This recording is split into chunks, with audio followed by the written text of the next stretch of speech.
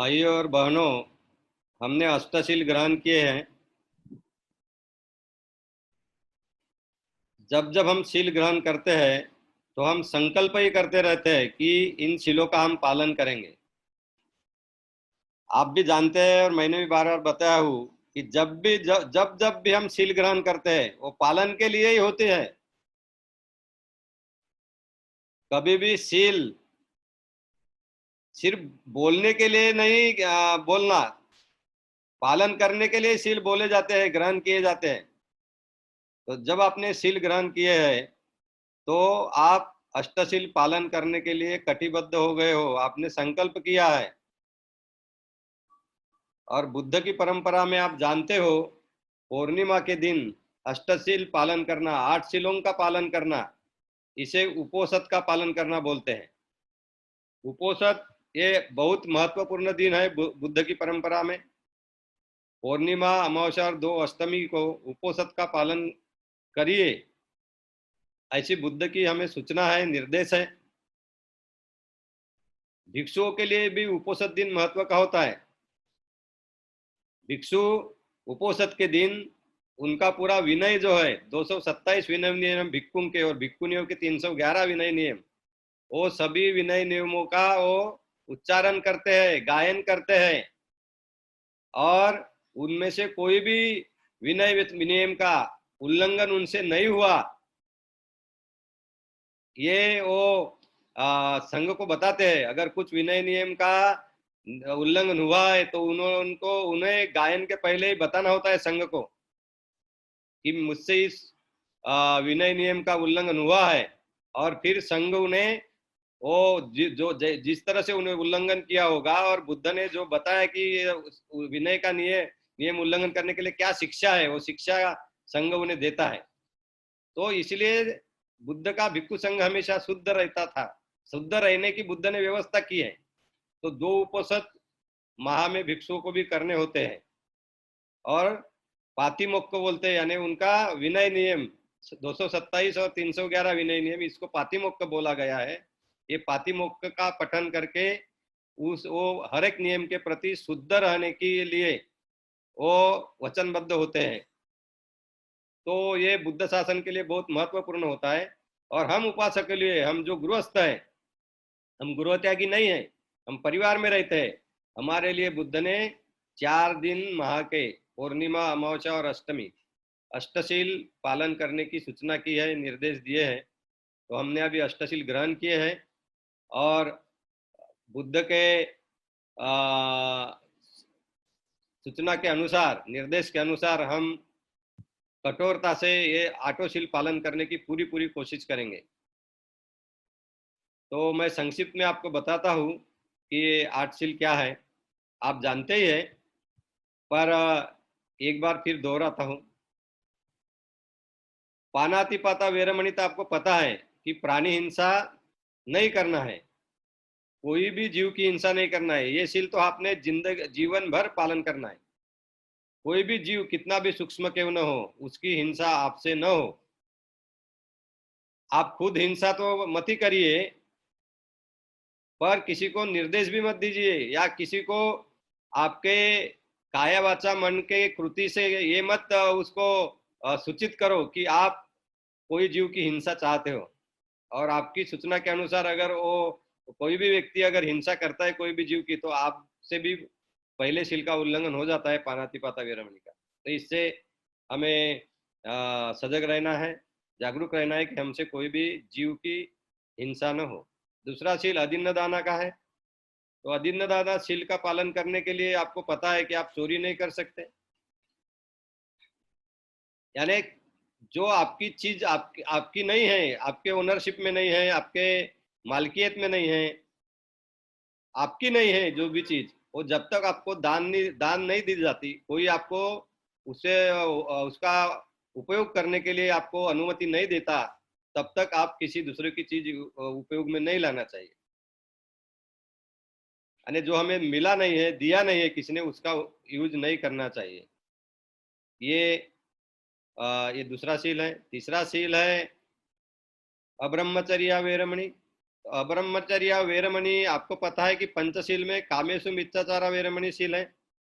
कामेशु मिच्छाचारा वेरमणि शील का मतलब होता है व्यभिचार नहीं करना, यानी अपनी पति अपने पति और अपनी पत्नी इनको छोड़कर किसी के साथ भी शारीरिक संबंध नहीं प्रस्थापित करना। ये शील तो हमें जीवन भर पालन करना होता है। आज के दिन हमने अब्रह्मचर्य वेरमणि शील का ग्रहण किया है, और जब तक हम अष्टशील पालन करेंगे, यानी कल तक सुबह तक तो हमें करना ही है, तब तक हमें ये अब्रह्मचर्य वेरमणि शील का पालन करना है। और ये इसका पालन करने के लिए हमें किसी भी प्रकार के शारीरिक संबंध से, लैंगिक संबंध से दूर रहना है।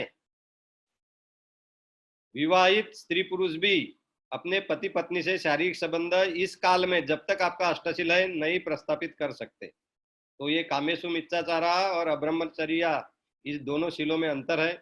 ये अच्छी तरह से समझ के इसका पालन होना चाहिए। आगे का शील है मुसावादा वेरमणि। तो इसमें 4 बातें हैं। एक तो झूठ नहीं बोलना, आगे निंदा नहीं करना, हरुसाय वाचाय वेरमणि, पिसुनाय वाचाय वेरमणि, कटु वचन नहीं बोलना, बहुत चुभने वाली बात नहीं बोलना, और जिस बात का कोई मतलब नहीं, जिस जिस बात को के बोलने से, जो बात बोलने से किसी को भी लाभ नहीं है, ऐसी बात नहीं कहना। इसको व्यर्थ व्यर्थ की बातें नहीं करना, ऐसा बुद्ध ने कहा है। संपप्पलापा वेरमणि। तो ये 4 तरह के वाणी के जो दुराचार है, इससे हमें बचना है। आगे में है कामे सुरा मेरय मज्ज पमाद थाना वेरमणि। नशा आने वाली कोई भी चीज का हम प्रयोग न करें, हम उपयोग न करें, हम सेवन न करें। शराब है, नशा आने वाली कोई भी चीज हो, ड्रग्स है, अफू गांजा है, बीड़ी सिगरेट भी नहीं लेना चाहिए। तो ये इस शील का पालन करना है हमें। आगे में विकाल भोजना वेरमणि का शील है।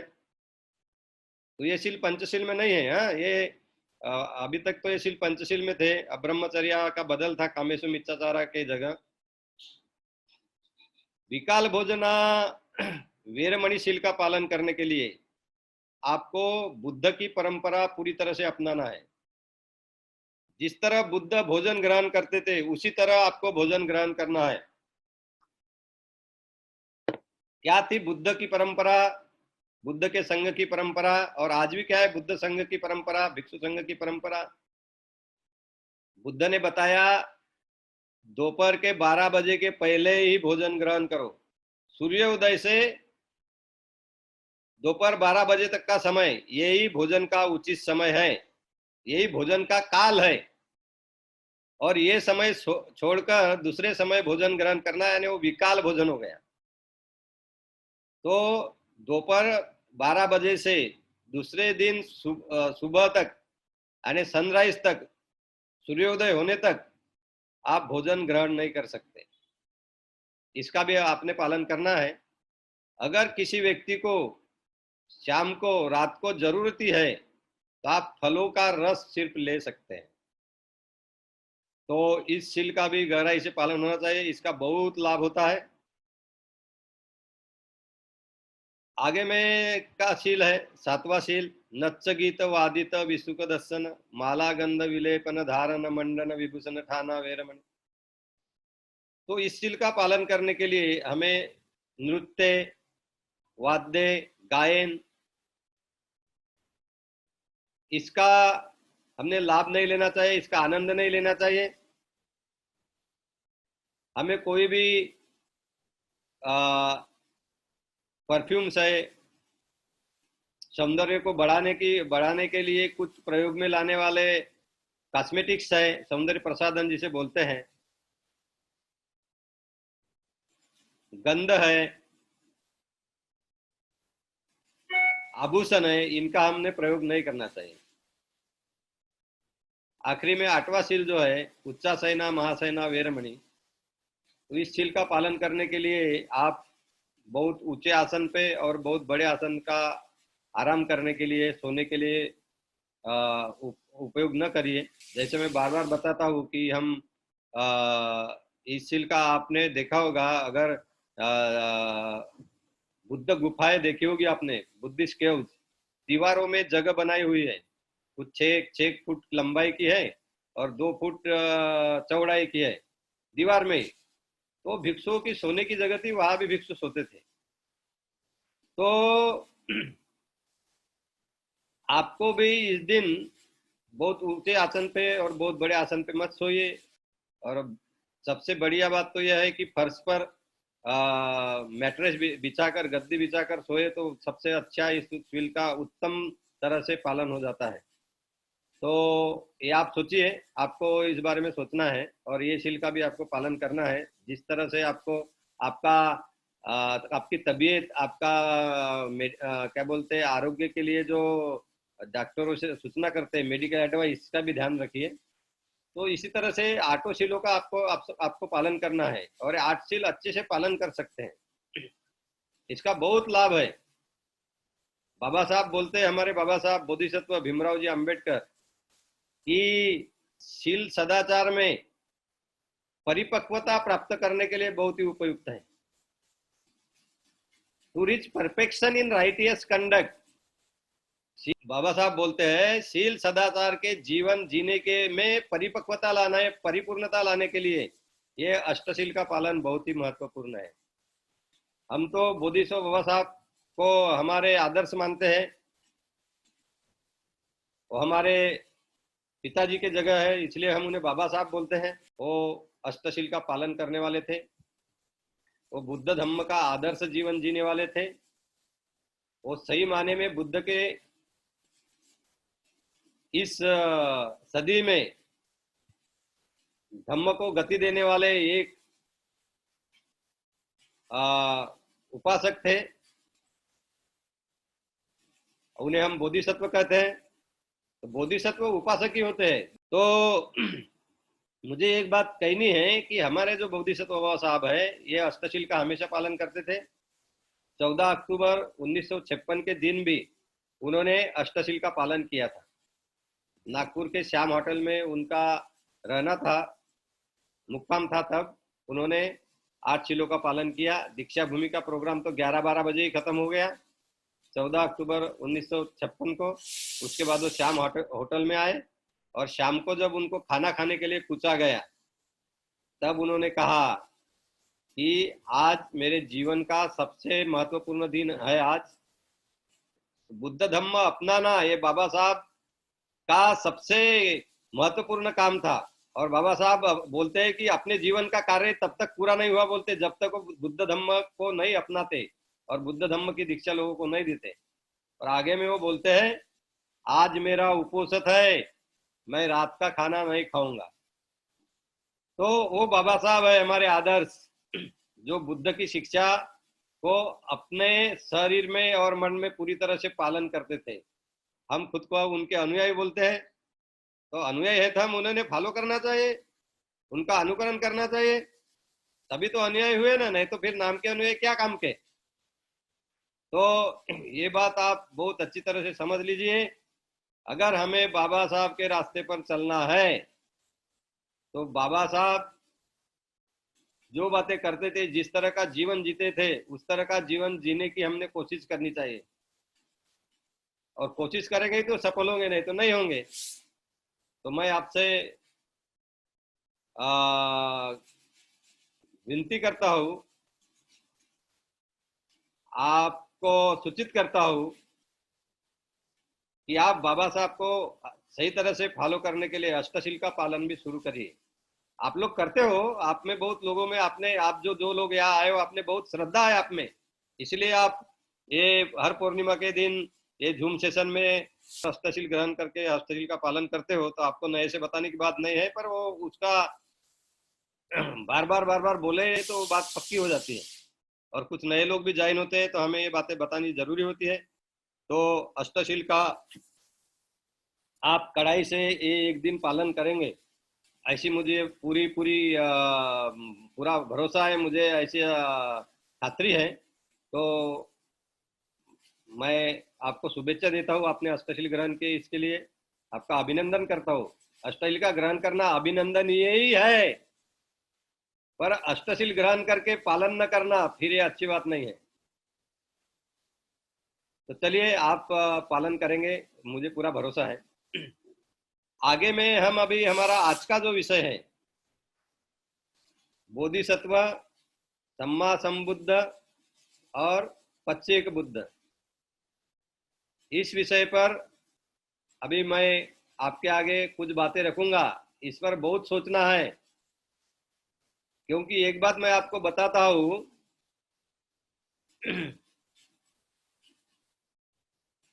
अगर जो सम्यक संबुद्ध धम्म खोजकर निकालते हैं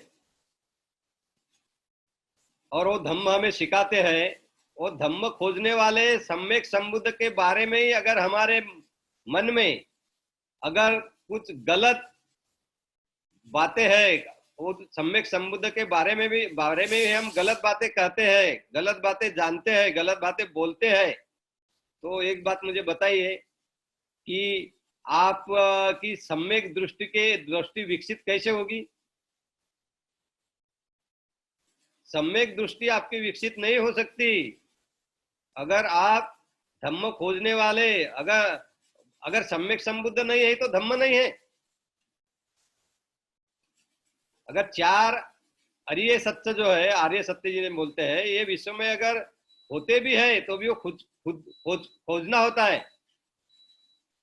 और और सम्यक संबुद्ध बनने की प्रक्रिया में ये खोज निकालते हैं। तो ये जो भी सच है, दुख मुक्ति का मार्ग है, धम्म जिसे कहा गया है, वो खोज खोज कर निकालने वाले सम्यक संबुद्ध के बारे में ही हमें पूरी तरह से ज्ञान नहीं है, और कुछ झूठी झूठी बातें पता है उनके बारे में, और वही हम जीवन भर जानते रहते हैं, तो फिर हमारी सम्यक दृष्टि विकसित कैसे हुई भाई? हमारी सम्यक दृष्टि विकसित नहीं हो सकती, और हम मिथ्या दृष्टि में ही रहेंगे, मिथ्या दृष्टि मध्येच राहणार आपण।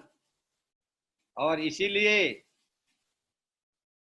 सम्यक संबुद्ध के बारे में, बोधिसत्व के बारे में भी अच्छी तरह से, पूरी तरह से सही सही बातें हमें मालूम होनी चाहिए। सही सही जो भी उनके बारे में सही सही जो ज्ञान है वो हमें पता होना चाहिए। सम्यक संबुद्ध के बारे में, बोधिसत्व के बारे में जो भी हमें मालूमात होती है वो ज्ञान ही है। तो ये मालूम होना भी अष्टांग मार्ग का भाग होता है, ये भी सम्यक दृष्टि का भाग होता है। कैसा बताओ, आज भी कोई लोग बोलते हैं कि बहुत सारे सम्यक संबुद्ध है, तो ये तो बहुत बहुत बहुत गलत बात हो गई ना, बहुत झूठी बात हो गई। क्योंकि सिद्धार्थ गौतम मैंने बताया, गौतम बुद्ध ने,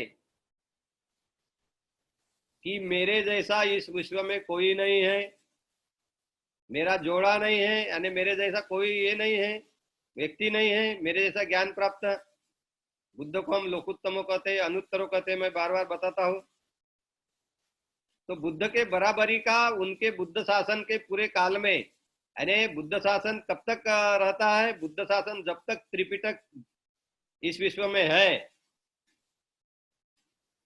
जब तक पाली त्रिपिटक इस विश्व में है, तब तक बुद्ध शासन जीवित होता है। तो बुद्ध शासन जीवित होने के काल में दूसरा सम्यक संबुद्ध या दूसरा बुद्ध निर्माण ही नहीं होता। ऐसी बात होने के होकर भी अगर कोई व्यक्ति बोलते रहता है कि आज विश्व में बहुत बुद्ध है, बुद्ध काल में बहुत बुद्ध है, तो ये बहुत गलत बात हो गई, बहुत झूठी बात हो गई। आपकी सम्यक दृष्टि विकसित ही नहीं हुई है। तो इसीलिए बोधिसत्व सम्यक संबुद्ध के बारे में आपको बहुत गहराई से और बहुत विस्तार से बातें मालूम होनी चाहिए। तो चलो देखते हैं बोधिसत्व कौन होता है। आप पाली त्रिपिटक अगर पढ़ोगे तो उसमें आपको पता चलेगा कि सिद्धार्थ गौतम बुद्ध बोलते हैं कि बुद्ध बनने के पहले मैं बोधिसत्व था। संदर्भ के लिए मैं आपको बताता हूँ कि दिग्ग निकाय के दिग्ग निकाय का जो सूत्र है, अरिये परिये सना सूत्र जो है, ये 26वां सूत्र है दिग्ग निकाय में। ये सूत्र में बुद्ध कहते हैं, अरिये परिसना सूत्र यानी वो यही बात है कि मैंने ये दुख मुक्ति के मार्ग की खोज कैसे कैसे की। उसको नोबल सर्च बोला गया है इस सूत्र को। तो उत्तम खोज बोल सकते हैं, सर्वोत्तम खोज बोल सकते हैं। तो ये जो सूत्र है, इस सूत्र में बुद्ध ने बताया है कि सम्यक संबुद्ध होने से पहले मैं एक बोधिसत्व था। तो बोधिसत्व था तो कौन बोधिसत्व होता है, ये बात हमें अच्छी तरह से समझ लेनी होगी। तो पाली त्रिपिटक के बुद्ध वंश में, पाली त्रिपिटक का जो खुद्दक निकाय जो भाग है, ये खुद्दक निकाय में बुद्ध वंश नाम का एक ग्रंथ है। ये बुद्ध वंश ग्रंथ में सिद्धार्थ गौतम बुद्ध अपने धम्म सेनापति सारिपुत्र को उन्होंने प्रश्न पूछने के बाद कहते हैं कि वो बोधिसत्व कैसे बने, उसका वर्णन करते हैं वो। और बोधिसत्व बनने के लिए क्या क्या पात्रताएं होनी पड़ती है, कौन व्यक्ति बोधिसत्व बन सकता है, उन्होंने बताया है। और एक बात मैं आपको बताता हूँ, हमारे जो बाबा साहब है, बोधिसत्व जो हमारे हैं बाबा साहब आम्बेडकर, उन्होंने जो ग्रंथ लिखा है the Buddha and is Dhamma, इस ग्रंथ में उन्होंने लिखा है कि one who is making efforts for buddhahood, जो बुद्धत्व प्राप्ति के लिए प्रयास कर रहा है वो बोधिसत्व है।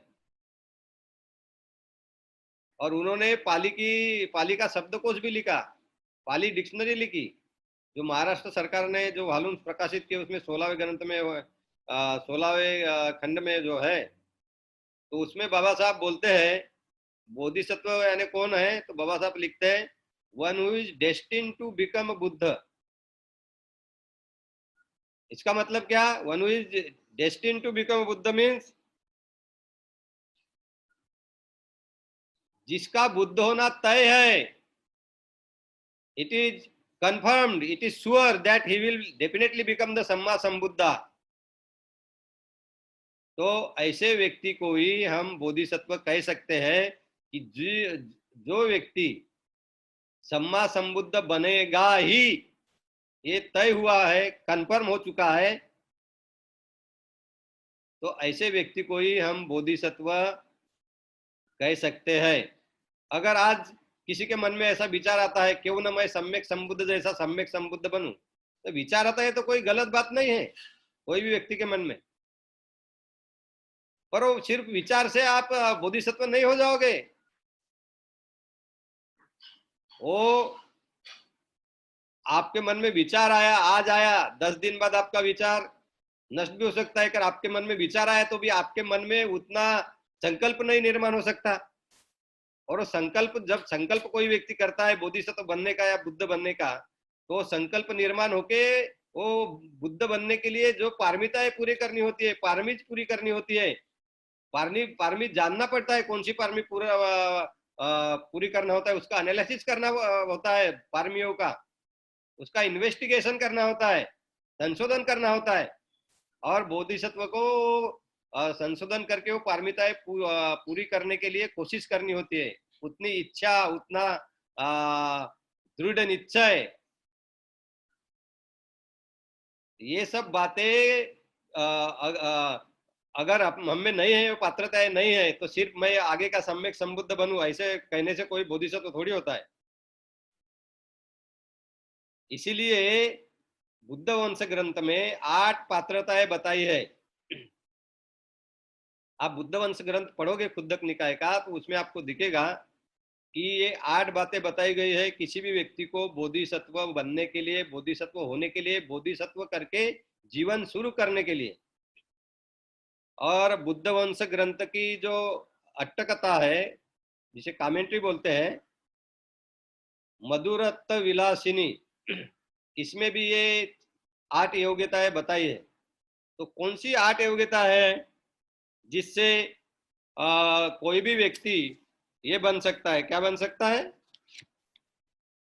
ये बन सकता है, बोधिसत्व बन सकता है।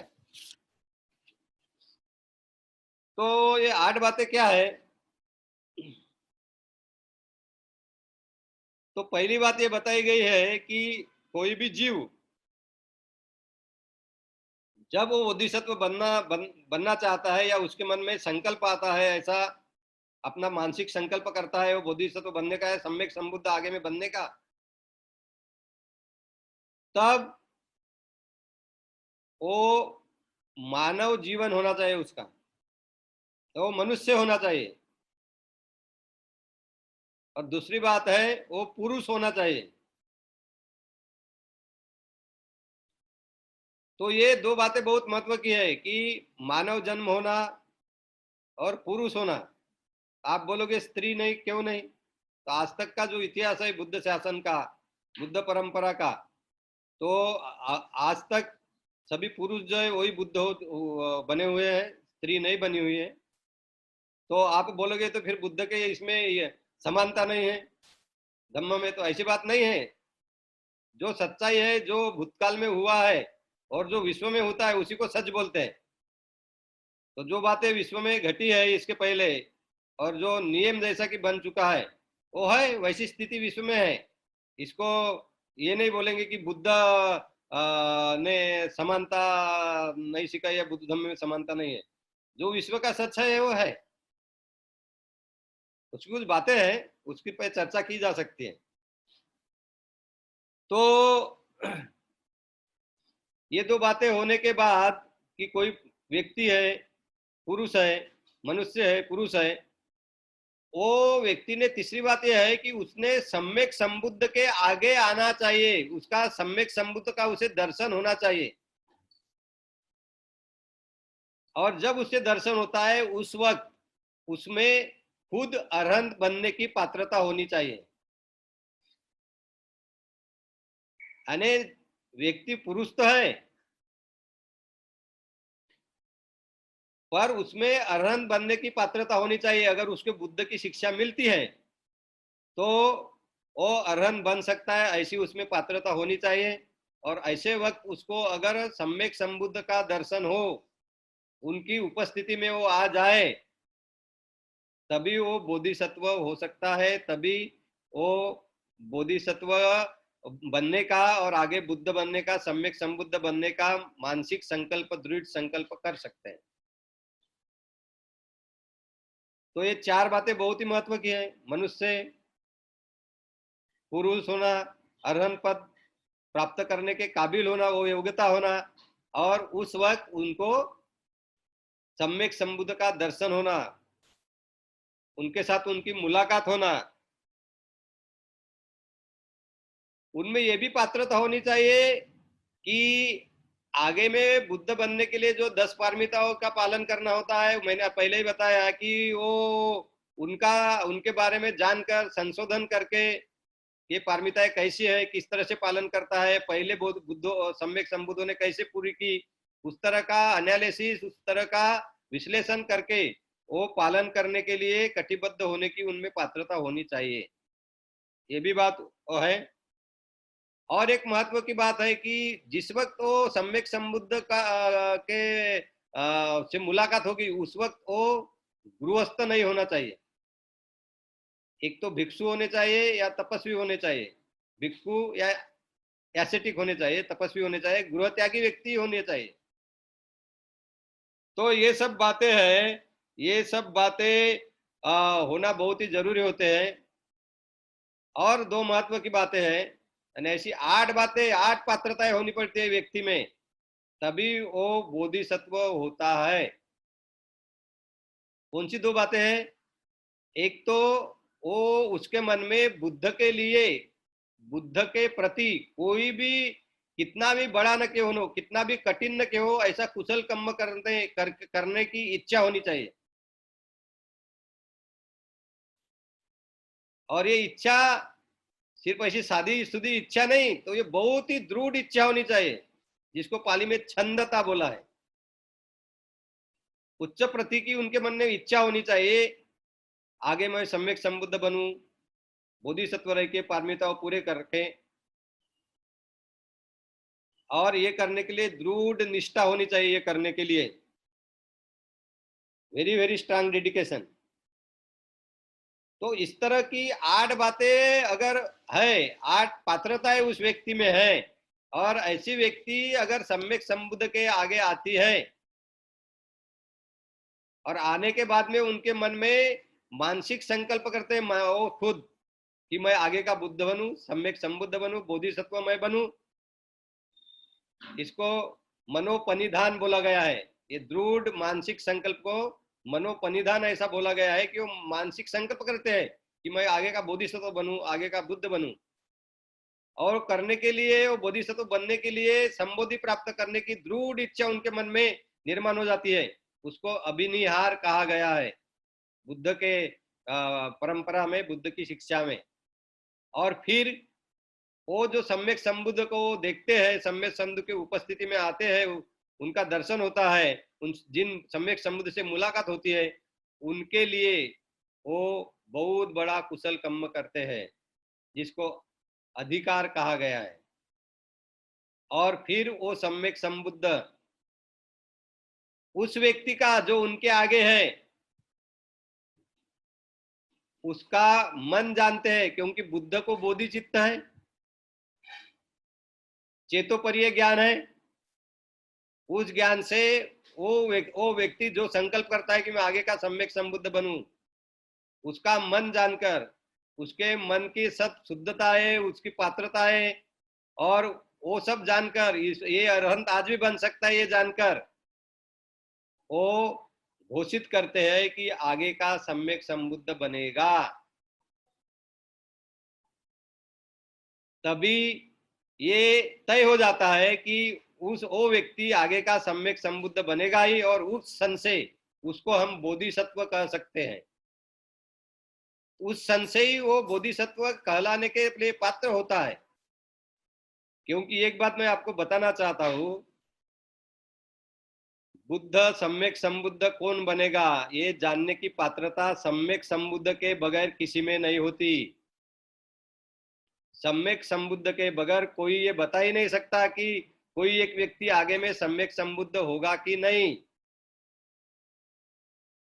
तो सम्यक संबुद्ध जिसके आगे वो संकल्प करते हैं, उनके लिए कुशल कर्म भी करते हैं, दृढ़ इच्छा संबोधि के लिए निर्माण करते हैं।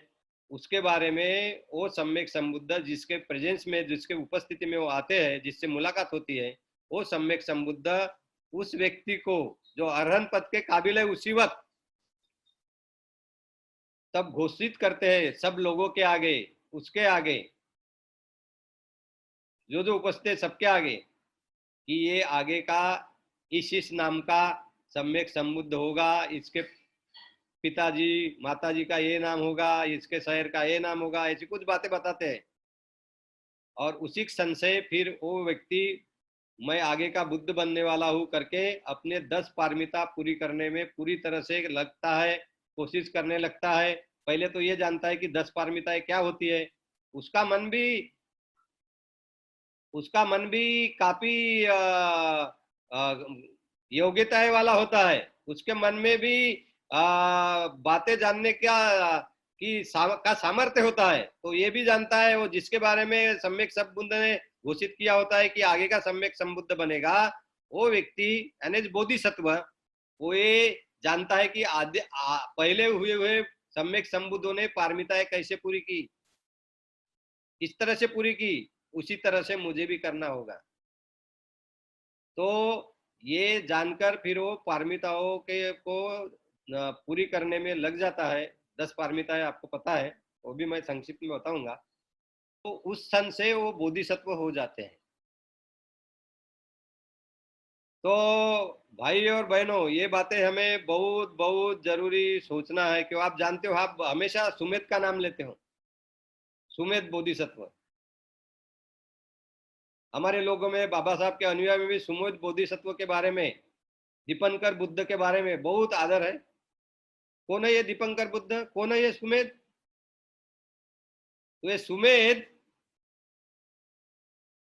आगे में जाकर गौतम बुद्ध हुआ, जो आज हमारे सम्यक संबुद्ध है। कपिल वस्तु नगरी में जन्म लेकर शुद्धोधन महामाया के पुत्र, उर्वेला में संबोधि प्राप्त करने सारनाथ के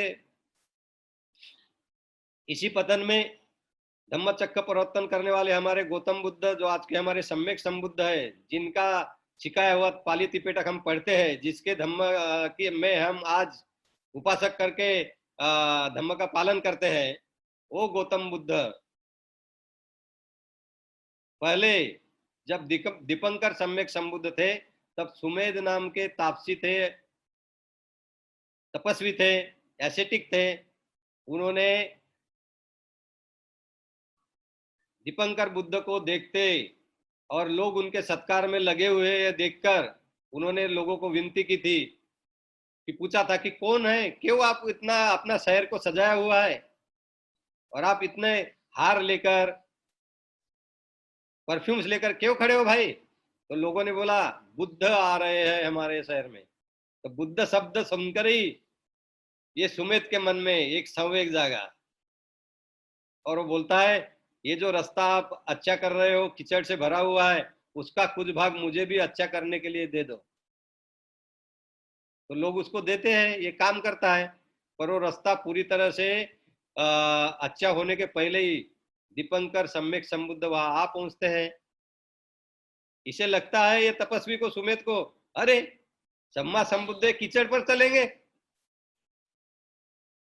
तो उसके मन में संवेग जागता है, उसका मानसिक संकल्प उसके मन में निर्माण होता है कि मैं भी इसके जैसा सम्यक संबुद्ध बनूं, और इस सम्यक संबुद्ध के लिए मैं मेरा अधिकार अधिकार करूंगा, यानी मैं कर्तव्य करूंगा, कुशल कर्म करूंगा। और वो कीचड़ पर लेट जाता है और मन में विचार करता है, सम्यक संबुद्ध और उनका संग मेरे ऊपर से चले, अगर मेरे को मृत्यु भी हो गया तो भी कोई बात नहीं।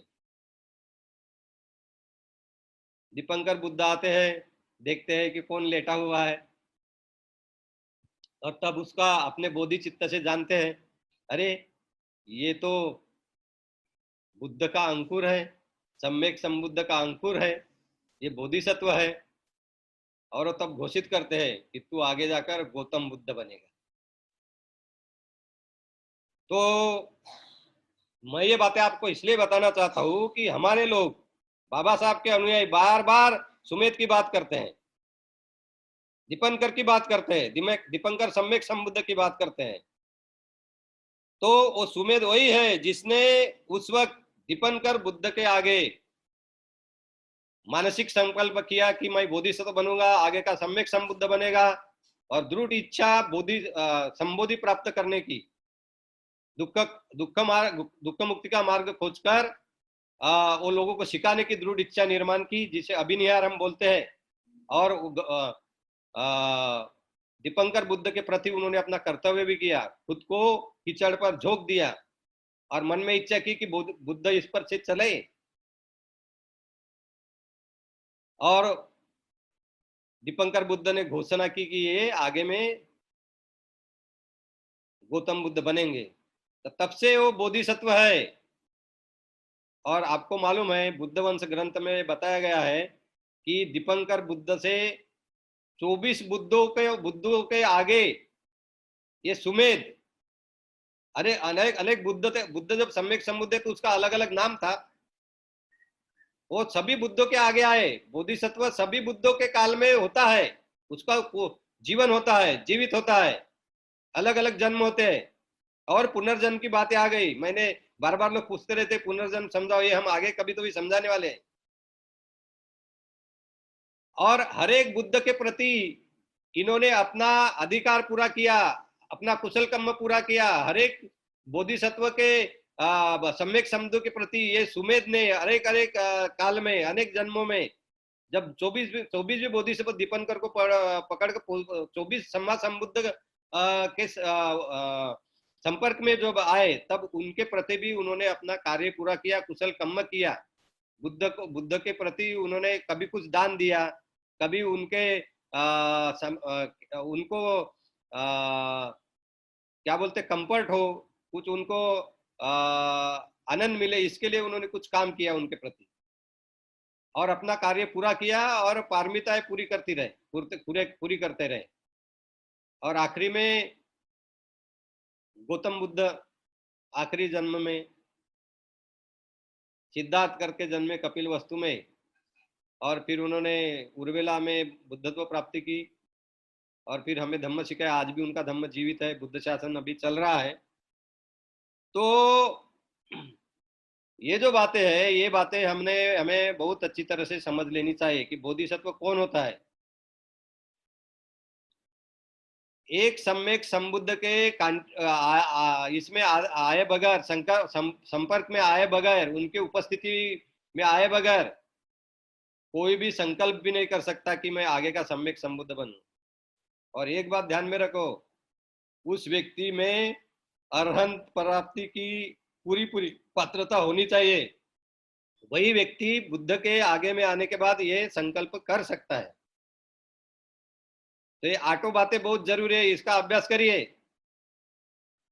मैं इसलिए आपको ये बातें बता रहा हूँ कि ये विषय ले रहा हूँ। लोग बोलेंगे ऐसे, ये कुछ कुछ विषय जो हम लेते हैं इसीलिए कि आपकी सम्मा दृष्टि अच्छी बने। अगर आपकी सम्यक दृष्टि अच्छी नहीं तो आपसे अष्टांग मार्ग का पालन कैसे होगा? अष्टांग मार्ग का पालन नहीं होगा तो आपका आप दुख मुक्त की तरफ आप अग्रसर कैसे होगे? नहीं हो सकते। तो ये बातें बहुत अच्छी तरह से हमें समझ लेना है, तभी हमें बोधिसत्व कौन होता है ये बातें समझ में आएगी। अभी मैं आपको और एक बात थोड़ी बताता हूं। आपने हमारे धम्म सेनापति यानी गौतम बुद्ध के धम्म सेनापति 2 थे, सारीपुत्र और मोगल महामोगलान। तो सारीपुत्र जो थे धम्म सेनापति गौतम बुद्ध के, तो आपको मालूम होगा कि उसका उनका बुद्ध के धम्म के से संपर्क कैसे आया। तो आपको मालूम है कि राजगीर में अश्वजित नाम के जो पंचवर्गीय भिक्षु में से एक थे, उनको देखा सारीपुत्र ने। उपतिस्स उसका नाम था, उसके माँ का नाम सारी था, इसलिए वो सारीपुत्र कहलाए। तो ये उपतिस्स सारीपुत्र जब राजगृह के रास्ते पे जा रहा था, तब उसने अश्वजित को देखा है। पंचवर्गीय भिक्षु, अरंत भिक्षु था अश्वजित। तो उसको देखकर वो बोलता है, उसके मन में आता है कि सही में इसको दुख मुक्ति का मार्ग मिला हुआ ऐसा है व्यक्ति दिखता है मुझे। उसके पीछे पीछे जाता है और भोजन ग्रहण करता होता है। अश्वजित सब पूछता है कि आप किसके शिष्य हो? तो वो बोलते हैं कि मैं ऐसे ऐसे शाक्य कुल के जो है गुरु, उनका ये हूँ, मैं शिष्य हूँ। मैं अभी अभी मैंने उनके धम्म में आया हूँ, तो मुझे विस्तार से मैं ज्ञान नहीं है। पर वो बोलता कि मुझे कुछ संक्षिप्त में तो बताओ बुद्ध का धम्म। तब अश्वसित क्या बोलता है आपको मालूम है? हे धम्मा हेतु पभवा हेतु ते संग तथागत आह तेन स एव निरोधो एवं वादी महासमनो। दोनों चोड़ी, सिर्फ 2 लाइनें बताई अश्वजित ने, और ये 2 लाइनें सुनकर ही सारीपुत्र श्रोतापन्न बन गए। ऐसे व्यक्तियों को बोलते हैं उग्गति तय्यु। 4 प्रकार के व्यक्ति बुद्ध ने बताए, उग्गति तय्यु, विपंचित तय्यु, नेये आणि पदपर्म। ये उग्गति तय्यु ऐसे व्यक्ति होते हैं, ये बुद्ध शासन में होते हैं। तब बुद्ध काल जब होता है, जब बुद्ध जीवित होते हैं, तब ये लोग ज्यादा होते हैं, क्योंकि उनकी पारमिताएं पूरी होती है काफी। तो ये उग्गति तय्यु ऐसे लोग होते हैं कि उन्होंने 3 3 लाइनों से कम अगर बुद्ध का ये सुना, संदेश सुना, तो भी उनमें अरहंत पद प्राप्त करने की पात्रता होती है। विपन चित्तयु जो होते हैं, वो 4 लाइन से कम सुने अगर और विस्तार से उनको बताया गया तो अरहंत हो सकते हैं। और नए तरह के जो होते हैं, अगर वो 4 लाइन वो सुनते हैं और उनको आगे बहुत और शिक्षा दी जाती है, ट्रेनिंग दी जाती है, तो अरहंत बन सकते हैं। तो मैं आपको ये इसलिए बता रहा हूं कि जिस व्यक्ति के मन में आगे का सम्यक संबुद्ध बनने की इच्छा निर्माण होती है, वो मानसिक संकल्प करते हैं सम्यक संबुद्ध के आगे आने के बाद और बोधिसत्व बनते हैं, उन्हें अरहंत पद प्राप्त करने की पात्रता होनी जरूरी होती है। तो अरहंत पद प्राप्त करने के वक्त उनकी कितनी पात्रता होती है, उस इस पे भी आगे में कितने समय में वो पारमिता पूरी करेंगे निर्भर होता है। अगर कोई व्यक्ति उद्गति तय हो, यानी 2 लाइनें से कम सुनकर भी अरहंत बन सकता है, जैसे कि ऐसे बोला गया है, ग्रंथों में लिखा है पाली साहित्य में कि हमारे गौतम बुद्ध जो बने उनमें ये पात्रता थी, इसलिए उनको 4 असंख्य और 1 लाख कल्प इतने ही समय के लिए ये पारमिताएं पूरी करनी पड़ी। और आने वाले जो सम्यक संबुद्ध है, मैत्रेय जिनको बोला है, मैत्रेय बुद्ध जो बोलते हैं ना आप, जब आगे आएंगे तो इन्होंने जब पहला संकल्प किया कि मैं सम्यक संबुद्ध बनूं, तब ओ ने ये जो ये है परिभाषा है अरहंत पद बनने के लिए, वो नेये जैसे व्यक्ति थे। तो 4 लाइनें सुनकर और उनकी आगे कुछ काल के लिए उनकी ट्रेनिंग हो और वो अरहंत बन सकते ऐसे व्यक्ति थे, तो उनको 16 असंख्य और 1 लाख कल्प पारमिताएं पूरी करनी पड़ेगी, ऐसा ग्रंथों में लिखा हुआ है। तो वो जो उद्गति तय होते हैं, वो उनमें प्रज्ञा बहुत प्रधान होती है। उन और जो बीच में 3 तरह के व्यक्ति होते हैं कि एक तो मैंने बताया कि उद्गति तय, विपन चित्तयु और नेय। तो विपन चित्तयु जो होते हैं, ऐसे व्यक्ति को आगे सम्मा संबुद्ध बनने के लिए 8 असंख्य और 1 लाख कल्प समय लगता है। और जो नए होते हैं उनके लिए 16 असंख्य और 1 लाख कल्प समय लगता है। तो पहले जो होते हैं उन पे प्रज्ञा प्रदान होती है, दूसरे में श्रद्धा प्रदान होती है, और तीसरे में वीर्य प्रदान होता है, यानी उनका एफर्ट, ऊर्जा। तो ये बात भी हम समझना चाहिए आगे, अगर हम तो धम्म में बढ़ना है, समझना है, तो ये बातें थोड़ी अपने को इसका ज्ञान भी होना जरूरी होता है। तो मैंने आपको तो ये बताया कि सुमेध ने बोधिसत्व जब उन्होंने दीपंकर बुद्ध ने आगे के बुद्ध बने करके पहली बार घोषणा की, आगे आने वाले 23 बुद्धों ने भी जब जब बाकी बुद्ध हुए ना उनके आखिरी में, तो इस कल्प में ककुसंद गनम कोनागमन कच्छप, ये 3 बुद्ध हुए और बाद में गौतम हुए। तो ये ककुसंद कोनागमन और कच्छप बुद्ध ने भी इनके काल में भी गौतम बुद्ध जो बने वो थे, तो वो बुद्धों ने भी घोषणा की कि तुम आगे में बुद्ध बनोगे। ते पूरे 24 बुद्धों ने गौतम बुद्ध जो है उनको बताया कि तुम आगे में बुद्ध बनोगे, ऐसा बाकी तो उन्होंने किया, घोषणा की। व्याकरण बोलते हैं इसे, पाली में व्याकरण शब्द यूज किया हुआ है। सो ये तो मैंने आपको दीपंकर के लिए इन्होंने सुमेध ने क्या काम किया, कुशल कर्म कौन सा किया, और रास्ता अच्छा करके वो खुद लेट जाना वो कीचड़ में, ये जो बहुत बड़ा पुण्य का काम तो था। और ये मन की चित्त की चेतना कि सम्यक संबुद्ध मुझ पर से चले, मैं मर भी जाऊं तो भी बेहतर है। तो ये बहुत बड़ा कार्य होता है, बहुत बड़ा संकल्प होता है। तो आ, ये इस तरह से कोई भी व्यक्ति बोधिसत्व होता है, बोधिसत्व का जीवन उसका शुरू होता है। अभी एक बात हमने एक बात जाननी चाहिए कि कल्प किसे बोलते हैं। अभी बुद्ध काल में कल्प ये जो बोला है ना, ईयॉन बोलते हैं इसे इंग्लिश में, EON। तो इसकी डेफिनेशन त्रिपिटक में देखोगे तो आपको इसका, बुद्ध ने तो ये भी नहीं बताया कि इसका समय कितना लंबा होता है, पर उन्होंने उसकी कल्पना दी है। क्या दिया है? 16 माइल ऊंचा, 16 माइल, 1 माइल यानी 1.6 किलोमीटर होते हैं। तो 16 माइल ऊंचा, 16 माइल लंबा और 16 माइल चौड़ा अगर कोई पर्वत है, और उस पर्वत को हम रेशम के कपड़े से 100 साल में एक बार साफ करें, 100 साल में कितने, एक ही बार, और रेशम के कपड़े से साफ करेंगे तो कितना धूल निकलेगा? बहुत ही कम।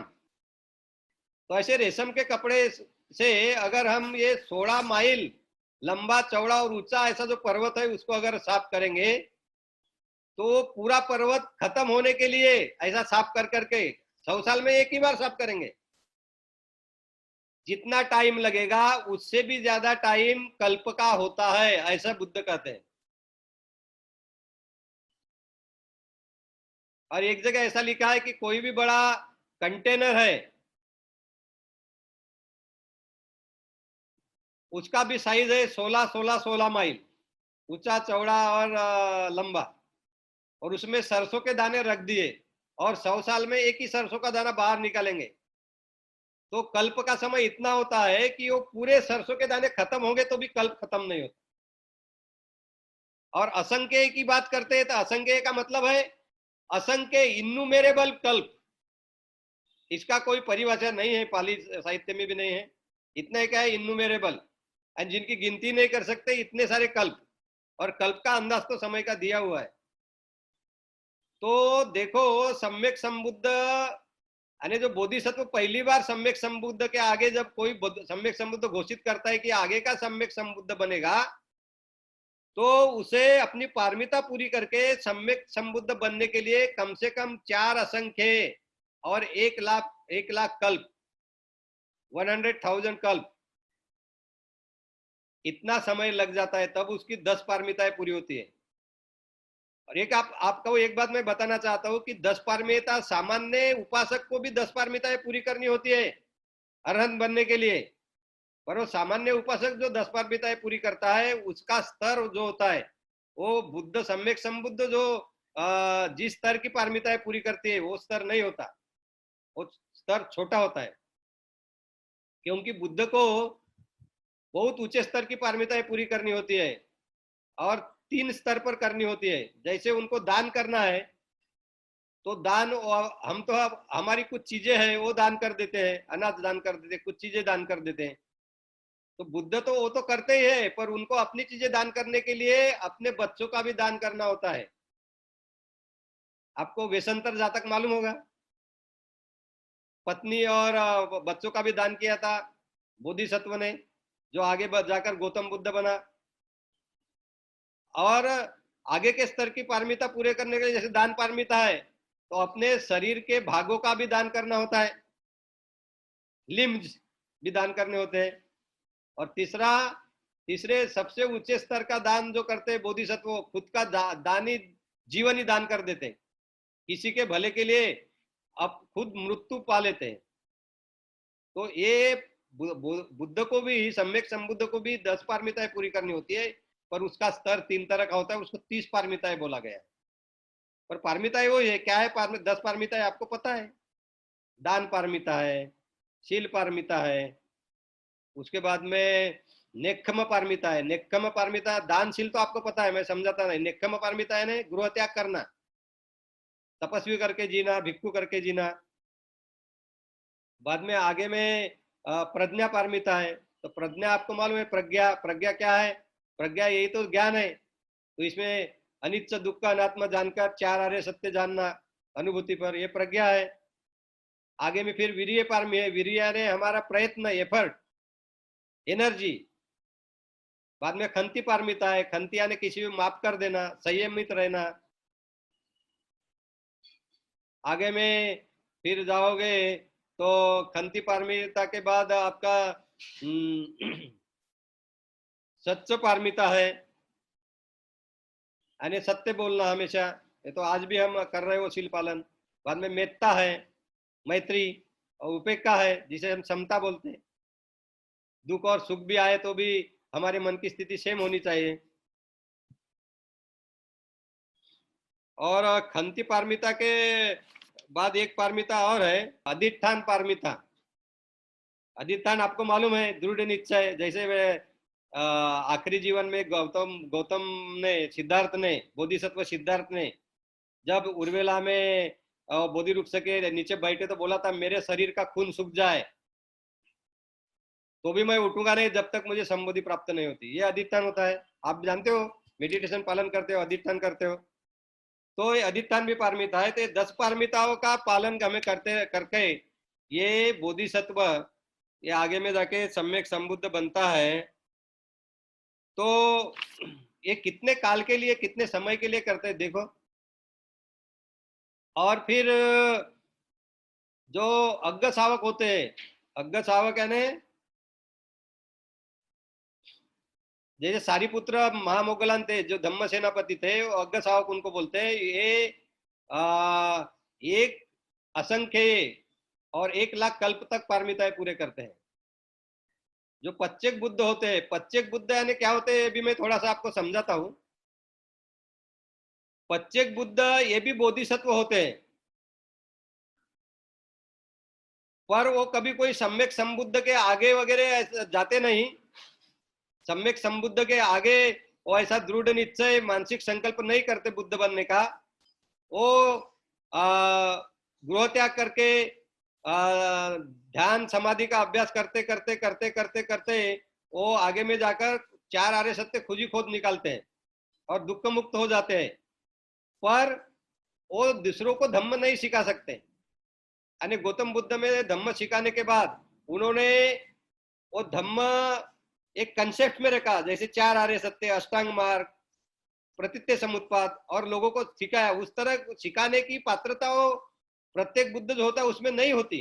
वो खुद को मुक्त करने तक की पात्रता ही उनमें होती है और आगे को किसी को धम्म नहीं सिखा सकते। इसलिए उनको प्रत्येक बुद्ध बोला है, प्रत्येक बुद्ध बोला है। ते प्रत्येक बुद्ध को 2 कल्पों तक, 2 असंख्य और 1 लाख कल्पों तक पारमिताएं पूरी करनी होती है। तो ये बातें भी हमें थोड़ी मालूमात रहे। अभी एक बात और मैं आपको बताना चाहता हूँ, जो जानना जरूरी है ऐसे मुझे लगता है। क्योंकि बहुत सारे लोग सवाल करते हैं, बहुत सारे लोगों में ये धारणा है कि सम्यक संबुद्ध जो है, जैसे गौतम बुद्ध अभी उर्वेला में सम्यक संबुद्ध बने बोध गया में, तो सम्यक संबुद्ध बनने के पहले वो अष्टांग मार्ग का पालन पूरी तरह से करते नहीं है, ऐसा भी कुछ लोगों का कहना है। तो ये गलत बात है। जब पहली बार घोषित किया जाता है कि वो आगे के सम्यक संबुद्ध बनेंगे और तब से उनको हम बोधिसत्व कह सकते हैं, उसके बाद आने वाले हर बुद्ध के काल में वो जन्म होता है उनका, वो कोई व्यक्ति होते हैं और कभी बुद्ध के संग में वो भिक्षु करके प्रवर्जित भी होते हैं और प्रवर्जित होके वो पूरा त्रिपिटक का भी अध्ययन करते हैं, पूरा त्रिपिटक उनको याद होता है, आनापान का भी अभ्यास करते हैं, विपස්සना का भी अभ्यास करते हैं और विकार काफी हद तक उनके कम हो जाते हैं, पूरी तरह से नष्ट नहीं होते। तो कुछ विपස්සना साधक ऐसे बोलते हैं कि बोधिसत्व वो सिर्फ आखिरी जन्म में ही, यानी सम्यक संबुद्ध बनने के जन्म में ही विपස්සना करते हैं और विपස්සना खोज निकालते हैं, बोलते हैं वो गलत है। बहुत सारे पहले सम्यक संबुद्ध के संकल्प में जब आते हैं वो, नहीं तो उनमें अरहंत बनने की पात्रता कैसी रहेगी। पहली बार जब वो सम्यक संबुद्ध बनने का संकल्प करते हैं कुछ सम्यक संबुद्ध के आगे, तभी तो अरहंत बनने के पात्र होते हैं। और 2 लाइनें सुनकर, धम्म की 2 लाइनें सुनकर भी वो अरहंत बन सकते हैं, तो उनमें क्या विपස්සना का ज्ञान नहीं होगा? सब होता है, अनित्य दुख अनात्म सब जानते हो। तो आपको मालूम होगा कि विपස්සना के 10 ज्ञान होते हैं, सम्मसन ज्ञान, उदय भय ज्ञान, हाँ, भंग ज्ञान, भय ज्ञान, निबिड़ ज्ञान, ये आपको पता है। आदि नव ज्ञान, मुंजितु कम्यता ज्ञान, पटिशंक ज्ञान, शंकारु उपेक्षा ज्ञान और अनुलोम ज्ञान। तो ऐसा कहा गया है, ऐसा ग्रंथों में लिखा हुआ है कि उपेक उपेक का संकारूप ज्ञान जो है विपස්සना का, ये 9वां ज्ञान है। इस ज्ञान के 2 भाग बताए उन्होंने, उसमें से पहले ज्ञान तक, पहले भाग के ज्ञान तक बोधिसत्व है पहले ही जानते रहता है, उसकी मास्टरी होती है। और दूसरा वो अगर शंकर उपेक्षानंद का दूसरा भाग पूरा कर ले तो उसी वक्त अरहंत बन सकता है, इसलिए वो नहीं करता, क्योंकि उसको वो आगे का मार्ग खुद खोज निकालना होता है। और अपने 10 आश्रव जो है, जिसको हम 10 फेटर्स बोलते हैं, आश्रव, ये बंधन भी बोलते हैं, वो फिर आखिरी में नष्ट करता है। तो ये बातें मैं इसलिए बता रहा हूँ कि ये आपकी सब इसकी पूरी क्लैरिटी आपको हो जाए। तो बोधिसत्व, जब पहली बार बोधिसत्व कोई बनता है सम्यक संबुद्ध के सम्मुख, और सम्यक संबुद्ध जब घोषित करते आगे का सम्यक संबुद्ध बनेगा, तब से आने वाले हर एक सम्यक संबुद्ध के काल में वो सम्यक संबुद्ध के प्रति अपना कर्तव्य पूरा करते हैं, उनकी सेवा करते हैं, उनको दान करते हैं। और अनेक बुद्ध काल में, अनेक बुद्ध शासन में भिक्षु बनकर भी वो पूरा त्रिपिटक का भी अध्ययन करते, विपස්සना का अभ्यास करते, आनापान का अभ्यास करते, अनित्य दुख अनात्म का बोध निर्माण करते हैं, और फिर पारमिता भी पूरी करते रहते हैं। और पारमिता पूरी हो जाने के बाद आखिरी जन्म में गृह त्याग कर से जो सिद्धार्थ ने किया था, तब पूरी वेला, अभी ग्रंथ पढ़ोगे ये तो पूरा अद्भुत लगता है। बुद्ध का क्षेत्र जब हम पढ़ने गए ना, तो अद्भुत लगता है। वो बोलते हैं कि हर एक बुद्ध बोध गया कि उस भूमि पर ही वही बुद्ध बनेगा, सम्यक संबुद्ध बनेगा। वो जहाँ बोधि वृक्ष है, जहाँ वज्रासन होता है, जहाँ बोधिसत्व बुद्ध तो प्राप्ति के लिए बैठते बैठते पलंग बोला है उन्होंने, यानी ऐसे क्रॉस लेग्ड बैठते हैं। वो उसके आजू बाजू का कुछ क्षेत्र है, उसको बोधि मंड बोला है। और ये बोधि मंड पर सिर्फ बोधि वृक्ष ही उगता है, ऐसा बोलते हैं। जब बोधि वृक्ष नहीं होता तो वहां घास भी नहीं उग सकती है, निर्माण होती है, ऐसा कहा गया है। और हर सम्यक संबुद्ध वही पे बोधि प्राप्त करेगा, ऐसा भी कहा है उन्हें। संबुद्धि वही होगी, सम्यक संबुद्धि। तो मैं ये बात आपको बता रहा हूँ, इस पर, इसमें ज्यादा विचार नहीं करना, इसमें कुछ चमत्कार की बात नहीं करना, और इसमें कुछ अंधश्रद्धा की बात नहीं करना। ये बताया गया है, ये बात हम खुद एक्सपीरियंस नहीं कर सकते, हमारी चित्त की उतनी चेतना नहीं है, हमारे चित्त उतना विकसित नहीं हुआ है। तो ये बात सुन के ये अंधश्रद्धा है ऐसा वगैरह अगर कंक्लूजन करना, ये बात भी ठीक नहीं है। तो आपको मालूम है उनकी पूरी बोधिसत्व की 10 पारमिताएं पूरी होती है, वहां वो जाते हैं, बोधि वृक्ष के नीचे बैठते हैं, और फिर वहां आखिरी में उन्होंने वो पूरा पहले ही ज्ञान मास्टर किया होता है। पूरे चार चार ध्यान भी उनको मालूम होते हैं, पहला ध्यान, दूसरा ध्यान, तीसरा ध्यान, चौथा ध्यान, मालूम होते हैं। आनापान में, आनापान का अभ्यास करोगे तो पहला ध्यान, दूसरा ध्यान, तीसरा, चौथा ध्यान, ये आप कर सकते हैं। तो ये बोधिसत्व पहले से उसमें पारंगत होते हैं, तो उसका भी अभ्यास करते हैं, अपना मन एकाग्र करते रहते हैं, और फिर वो विपස්සना का अभ्यास करते हैं, और विपස්සना का अभ्यास करते हैं, अनित्य दुख अनात्मा जानते हैं, और फिर शंकार उपेक्षा ज्ञान के आगे जाके पटिलोप ज्ञान भी प्राप्त कर लेते हैं। और जैसे ही पटिलोप ज्ञान प्राप्त होता है तो पहले वो श्रोतापन्न बन जाते हैं। श्रोतापन्न बनते हैं तो उनको निर्वाण का पहला अनुभव होता है, और निर्वाण हो गए, श्रोतापन्न हो गए, तो फिर गोत्रभू चित्त उनमें निर्माण होता है। गोत्रभू चित्त यानी अभी तक वो, देखिए, श्रोतापन्न, सकृदागामी, अनागामी, अरहंत, मग्गा और फल, ये 8 अरिय फल, अरिय जो है, अरिय मग्ग फल, ऐसा जो व्यक्ति प्राप्त करता है उस व्यक्ति को अरिय बोलते हैं। और जो अरिय नहीं है उसको क्या बोलते हैं? पुतुजन, सामान्य व्यक्ति। तो बोधिसत्व तो पुतुजन ही होते हैं, बोधिसत्व होकर भी पहली बार वो श्रोतापन्न जब बनते हैं उसी दिन, सम्मा संबुद्ध के दिन, तब वो अरिय बन जाते हैं। तो फिर उसी को गोत्रभू बोला है। और फिर आगे में और अष्टांग मार्ग का, अरे विपස්සना का पालन करके, 4 ध्यानों का पालन करके, चौथा ध्यान का बहुत उपयोग में लाते हैं बोधिसत्व। और फिर वो आगे के और बंधन नष्ट करते हैं, कामराग नष्ट करके, पटिग नष्ट करते हैं, द्वेष नष्ट करते हैं, कामराग नष्ट करते हैं और सगदागामी बन जाते हैं। वो बनने के बाद और निर्वाण का निर्वाण की उनको अनुभव होता है। फिर आगे में परत और विपස්සना का अभ्यास करके, चौथा ध्यान करके वो अनागामी बन जाते हैं। तब भी निब्बान का अनुभव होता है। फिर आगे में जाके वो और आगे के 5 जो बंधन है, रूप राग, अरूप राग, मान, उद्दच्च, अविद्या, इनको नष्ट करके वो अरहंत बन जाते हैं। जिस वक्त अरहंत बनते हैं उसी वक्त तो सम्मा संबुद्ध भी बन जाते हैं। तो इसी तरह ये बोधिसत्व जो किसी सम्यक संबुद्ध के सम्मुख आके आगे का सम्यक संबुद्ध बनने का दृढ़ निश्चय करता है, और सम्यक संबुद्ध ये देखते कि ये इसमें आज भी अरहंत पद प्राप्त करने की पात्रता है, और ये आगे में जाके सही में सम्यक संबुद्ध बनेगा ये जानकर, क्योंकि ये जो होते हैं सम्यक संबुद्ध होते हैं, ये आगे तक का काल जान सकते हैं। उनमें वो पात्रता होती है कि भविष्य काल भी वो आगे का जान सकते हैं। तब वो देखते हैं कि आगे का बुद्ध बनेगा, तब घोषित करते हैं। तो उसके बाद में ये बोधिसत्व हर एक अलग अलग अपने पूरे यानी पूरे जन्मों में, उसके बाद में जो भी हो, कम से कम 4 असंख्य और 1 लाख कल्प इसमें जो भी जन्म आते होंगे उनके, उसमें पूरी पारमिताएं पूरा करके, और हर एक जो सम्यक संबुद्ध उस काल में निर्माण होंगे उनके प्रति अपना कर्तव्य पूरा करके आखिरी के जन्म में पूरे अपने 10 सवे बंधन नष्ट करके अनंत होते हैं, दुख मुक्त होते हैं, सम्मा संबुद्ध होते हैं। और फिर ये सम्मा संबुद्ध की प्रक्रिया में भी वो प्रतीत्य समुद्पाद भी जान लेते हैं, अविद्या पच्चय संकार वगैरह जो है, संकार पच्चय विज्ञान, तो वो सब जान लेते हैं वो।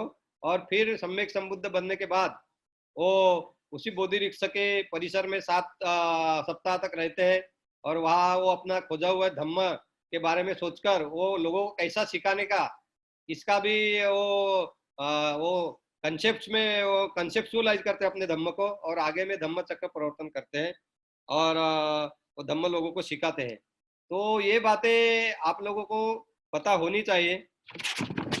अभी मैं एक बात आपके आगे लाना चाहता हूँ कि आज के समय में बार बार लोग मैत्रेय बुद्ध की बात करते हैं। कुछ लोग तो ये भी बोलते हैं, कुछ लोग ने किताबें भी लिखी है कि बाबा साहब भीमराव जी अंबेडकर ये मैत्रेय बुद्ध हो गए, ऐसा भी लिखते हैं लोगों ने, किताबें भी लिखी है। तो यह क्या सही है? ये बिल्कुल सही नहीं है। ऐसा बोलना यानी अकुशल कर्म है। ऐसा बोलना यानी क्या बोलेंगे, अधम है। ऐसा ही बोल, ऐसा भी बोला तो भी गलत नहीं है, तो झूठ बात बोल रहे हैं आप।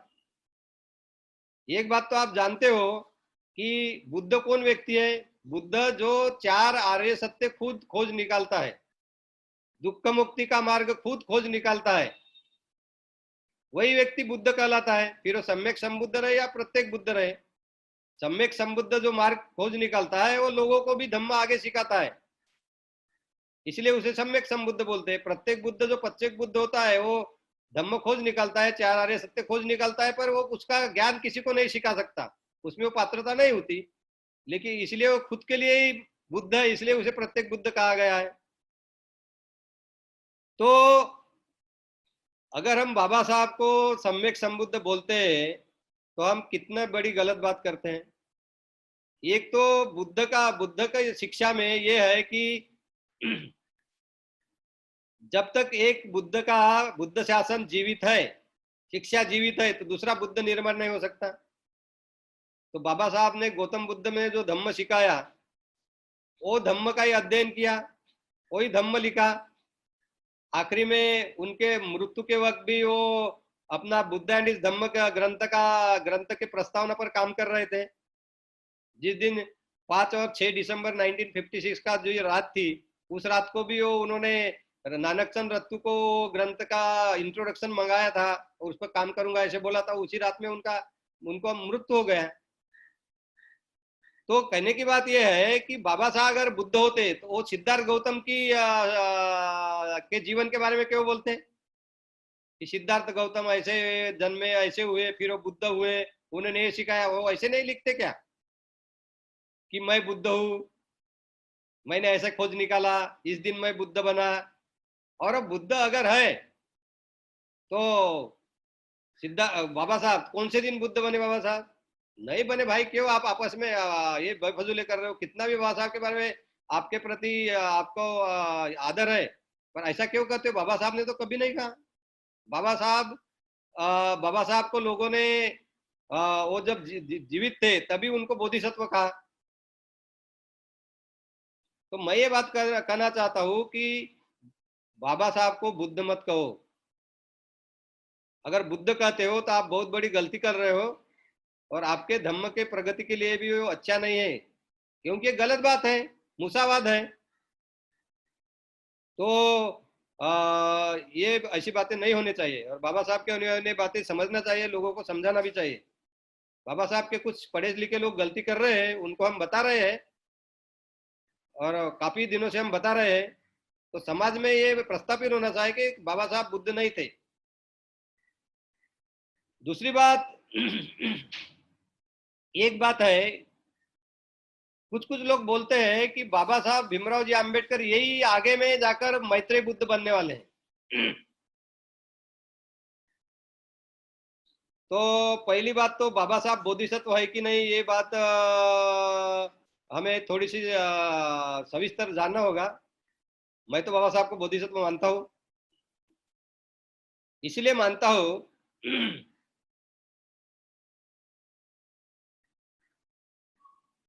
बुद्ध काल में, बुद्ध शासन में बहुत सारे देशों में ऐसी मान्यता थी, ऐसे लोग जानते थे। क्योंकि आप पाली त्रिपिटक पढ़ोगे तो पाली त्रिपिटक में दिग्ग निकाय के चक्रवर्ती सिंहनाथ सुत्त में मैत्रेय बुद्ध, गौतम बुद्ध ने बताया कि आगे में इसी भद्द कल्प में मैत्रेय बुद्ध बनेंगे, सम्यक संबुद्ध बनेंगे। तो मैत्रेय का नाम है तो मैत्रेय सम्यक संबुद्ध बनेंगे, ऐसे गौतम बुद्ध ने बताया है। पर कब बनेंगे और कौन बनेंगे, और सिद्धार्थ गौतम के पीरियड में वो कौन थे, ये त्रिपिटक में कहीं लिखा हुआ नहीं है। यानी सिद्ध अगर मैत्रेय बुद्ध है तो जैसे मैंने बताया कि दीपंकर बुद्ध के बाद जो भी बुद्ध हुए गौतम बुद्ध बनने तक, तो हर एक बुद्ध काल में उनका क्या जन्म था गौतम बुद्ध ने बताया है, और उन्होंने क्या कार्य किया बुद्ध के लिए वो भी बताया है। तो अगर मैत्रेय बुद्ध आगे के आने वाले हैं तो गौतम बुद्ध के टाइम भी वो होना चाहिए, पर त्रिपिटक में उसका उल्लेख नहीं है। पर त्रिपिटक, पाली त्रिपिटक के बाद कुछ ग्रंथ पाली में भी आए हैं, जैसे अनागत वंश नाम का एक पाली ग्रंथ है, 10 बोधिसत्व उत्पत्ति कथा नाम का एक ग्रंथ है कि आगे आने वाले 10 बुद्ध कौन है, और सिद्धार्थ गौतम के काल में वो कौन कौन थे ये भी है उसमें। और उसमें वो दी है, पर त्रिपिटक से उसका ये नहीं होता, कोरेबोरेशन नहीं होता कि वो जो बुद्ध की वाणी है त्रिपिटक जो बोलते हैं अट्ट कथाओं में है। पर त्रिपिटक से ये जानकारी हमें मिलती है कि मैत्रेय बुद्ध आगे में होने वाले, मैत्रेय जिन्हें हम बोलते हैं। तो मैंने बहुत कोशिश की, कुछ लोगों से मेरी चर्चा भी हुई, कुछ लोग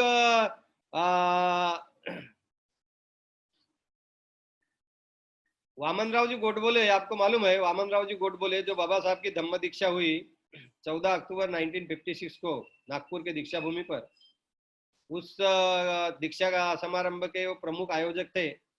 उन्होंने एक किताब लिखी, अभी 2000 के आसपास वो किताब प्रसिद्ध हुई। उस किताब में उन्होंने लिखा है कि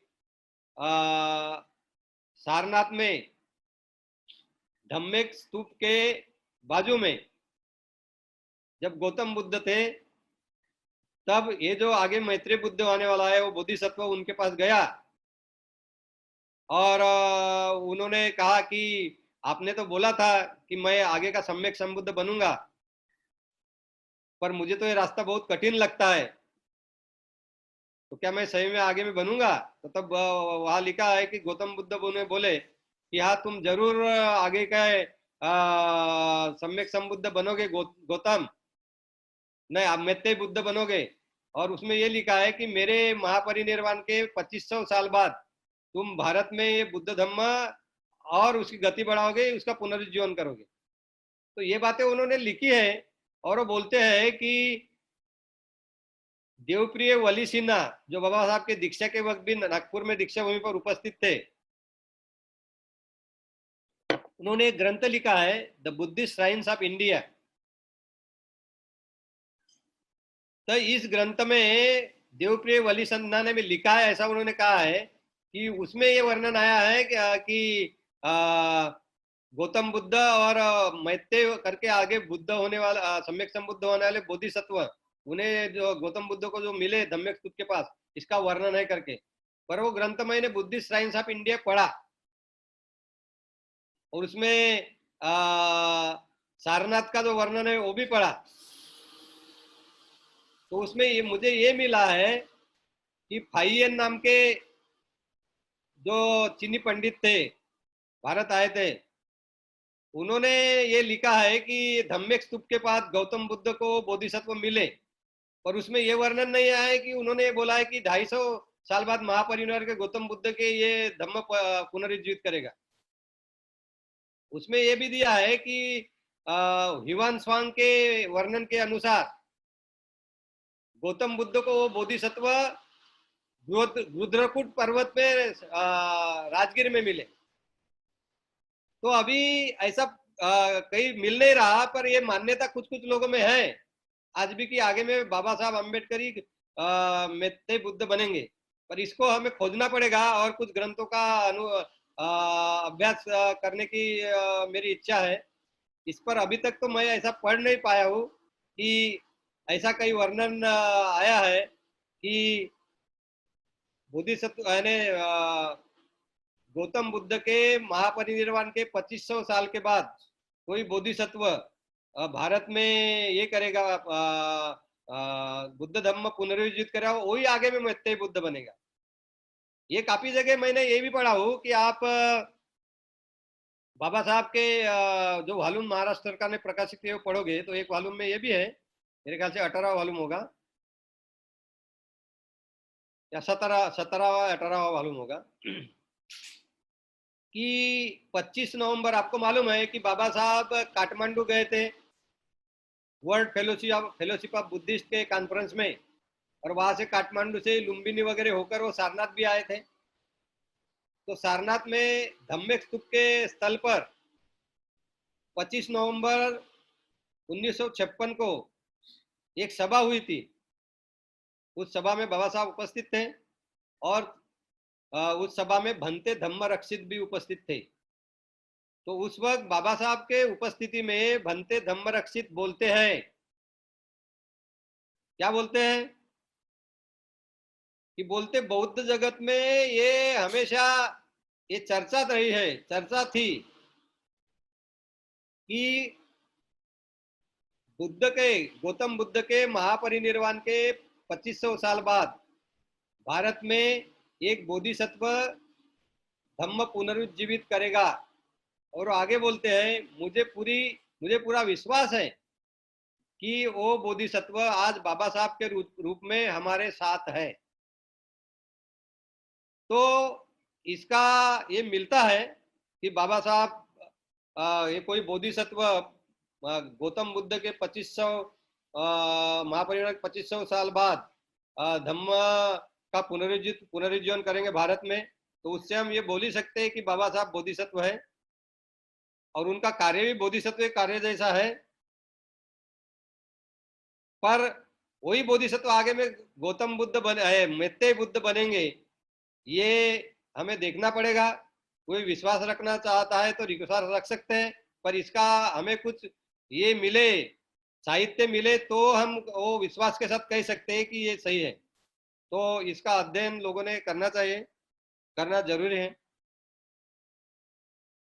ये अनागत वंश नाम का जो ग्रंथ है, उस ग्रंथ में ये लिखा हुआ है कि ये ग्रंथ बाद में निर्माण हुआ, ये त्रिपिटक का भाग नहीं है, पर बौद्ध राष्ट्रों में निर्माण हुआ है, थाईलैंड में निर्माण हुआ है। तो इस ग्रंथ में ये कहा गया है कि जब गौतम बुद्ध थे तब ये जो आगे में मैत्रेय बुद्ध बनने वाले हैं, वो अजित नाम के भिक्षु थे। और उन्होंने बोलता है कि अजित ये अजात शत्रु का लड़का था, उसके माता का नाम कांचना देवी था और राजगीर में जन्म हुआ था। और राजगीर के वेणुवन में जाकर वो प्रवर्जित हुआ था और आगे में बुद्ध के साथ वो कपिल वस्तु गया। और कपिल वस्तु के निग्रोधाराम में जब बुद्ध का वास्तव्य था, तो आपको मालूम है, आपने दक्षिणाविभंग शुद्ध पढ़ा होगा मध्यम निकाय का, जिसमें बुद्ध ने 14 प्रकार के व्यक्ति बताए जिसे दान दे सकते हैं, दान की शुद्धता कैसे रखनी चाहिए वो भी बुद्ध ने उसमें सिखाया है। तो उस दक्षिणाविभंग के सूत्र के शुरुआत में आपको मालूम है कि महाप्रजापति गौतमी 2 चीवर लेके जाती है और बुद्ध को बोलती है कि ये दान लो। तुम बुद्ध को 3 बार बोलती हो, नहीं बोलते, संघ को दान दे, संघ को दान दे, महाप्रजापति ऐसा बोलते हैं। तब आनंद बोलता है कि इसने आपका बहुत किया है, आपको दूध पिलाया है खुद का, इसके चीवर लो। तो वो बोलते नहीं, ये संघ को ही दान देना चाहिए। इतना वर्णन वहां है। तो ये अनागत वंश में ये लिखा हुआ है कि वो निग्रोधाराम में जब ये महाप्रजापति वस्त्र लेकर आए दो, तो पहले नहीं ले रहे थे, संघ को ही देने को बोल रहे थे, पर आनंद के बोलने से उन्होंने एक चीवर खुद लिया और फिर दूसरा चीवर संघ को देने के लिए कहा। तो ऐसा बोला गया है कि वो संघ को जो चीवर दे रही थी महाप्रजापति, वो चीवर लेने के लिए कोई भी भिक्षु आगे नहीं आए, 2 अग्ग शावक भी नहीं। और बुद्ध के 80 महाशावक होते हैं, यानी प्रमुख भिक्षु होते हैं, उनमें से भी कोई आगे नहीं आए। तबे अजित नाम का भिक्षु, जिसको जानते भी नहीं थे बाकी भिक्षु, ये उठा और वो चीवर लिया। तब ये बाकी भिक्षु जो ज्येष्ठ भिक्षु थे वो आपस में बोलने लगे, ये कैसा हो गया कि ये संघ को वो देने वाला ये चीवर है, ये अजित नाम के भिक्षु ने दान स्वीकारा। तो उनको ठीक नहीं लगा। तब बुद्ध बोलते हैं, आप ऐसा मत समझो कि ये सामान्य भिक्षु है, ये बोधिसत्व है, ये आगे में जाके मैत्रेय बुद्ध बनेगा। तो ऐसी बातें उसमें कही है, पर इसका ये सही है झूठ है ये हम नहीं बोल सकते, पर ये श्रद्धा से लिखी हुई है, पर इसका ऐसा वर्णन है, मैं ये नहीं बोल सकता कि ये सही है या गलत है, क्योंकि और फिर ऐसा कहा गया है कि आगे में उसमें से एक चीवर का वो जाके बुद्ध की मलगंध कुटी को उसने डेकोरेट किया, सजावट की, और फिर वो सजावट की और अपने मन में इच्छा निर्माण की कि मैं आगे का बुद्ध बनूंगा ही। तब बुद्ध हंसे। तो आनंद ने पूछा कि क्यों हंसे तथागत? तो बोलते हैं नहीं, ये आगे का सम्यक संबुद्ध बनेगा और इसके मन में विचार है, इसलिए मैं हंसा। तो ये ऐसी बातें वहां लिखी हुई है। कई जगह तो ये लिखा है कि अजित का जन्म सांकिसा में हुआ और वही बुद्ध ने बताया कि ये आगे का मैत्रेय बुद्ध बनेगा। तो ऐसे अलग अलग तरह तरह की विरोधी विरोधी बातें हैं, पर मैत्रेय बुद्ध आगे में बनेगा ये पक्का त्रिपिटक में भी लिखा हुआ है, दिग्निकाय में भी लिखा है। तो ये दृढ़ विश्वास हमें होना ही चाहिए कि आगे में मैत्रेय बुद्ध आने वाले हैं और हमें धम्म पालन करके हमें आगे में अभी तो बुद्ध शासन में है ही है, हम अभी कोशिश करके हम निब्बान प्राप्ति की बात कर सकते हैं, वहां तक पहुंच भी सकते हैं। पर आगे में सम्यक संबुद्ध के प्रेजेंस में आए, उनकी उपस्थिति, उनका क्या बोलते, हमें भेंट हो, ये भी हम संकल्प कर सकते हैं। ऐसा बहुत लोगों ने संकल्प किया है, बुद्ध घोष ने भी किया था। तो ऐसे बहुत लोग हैं जिन्होंने संकल्प किया था। अनागारिक धम्मपाल जो बोलते हैं उनके बारे में लिखा हुआ है कि अनागारिक धम्मपाल, कुछ लोग उनको बोधिसत्व है ऐसा भी बोलते हैं, पर उसका कोई साहित्य में उसका ये प्रूफ नहीं है, नहीं है ऐसा, उसका ये एविडेंस या ऐसा कुछ बातें नहीं है, उसका संदर्भ नहीं मिलता। पर कई जगह ऐसा लिखा है कि वो चाहते थे कि सम्यक संबुद्ध के संकल्प में आए और फिर मानसिक संकल्प करे और वो सम्यक संबुद्ध घोषित करे कि आगे बुद्ध बनेगा। तो मैं ये बात आपको कहना चाहता हूँ कि मैत्रेय बुद्ध आएंगे ये तो पक्का तय है, पर कौन बनेगा क्या बनेगा ये नहीं मालूम। अरे पूरी तरह से नहीं मालूम, हमसे ये है बाबा साहब बनेगा ऐसा भी बोलता है, मैं वो पूरे गलत है ऐसी बात भी नहीं आज कह सकता। तो पर इस पर सोचना होगा। अगर पूरे तरह से मैं इतना ही लोगों को कहता हूँ कि जब आपको पूरी मालूम नहीं है, आपके पास संदर्भ नहीं है, तो आप मत बोलते जाओ वो बातें। इतनी मेरी लोगों को सूचना है। दूसरे आप एक बात कहोगे कि क्या, और एक बात मैं आपके आगे प्रश्न निर्माण करना चाहता हूँ क्या बाबा साहब आम्बेडकर ये मानते थे कि गौतम बुद्ध के पहले भी बुद्ध निर्माण हुए हैं? क्योंकि आप को पता होगा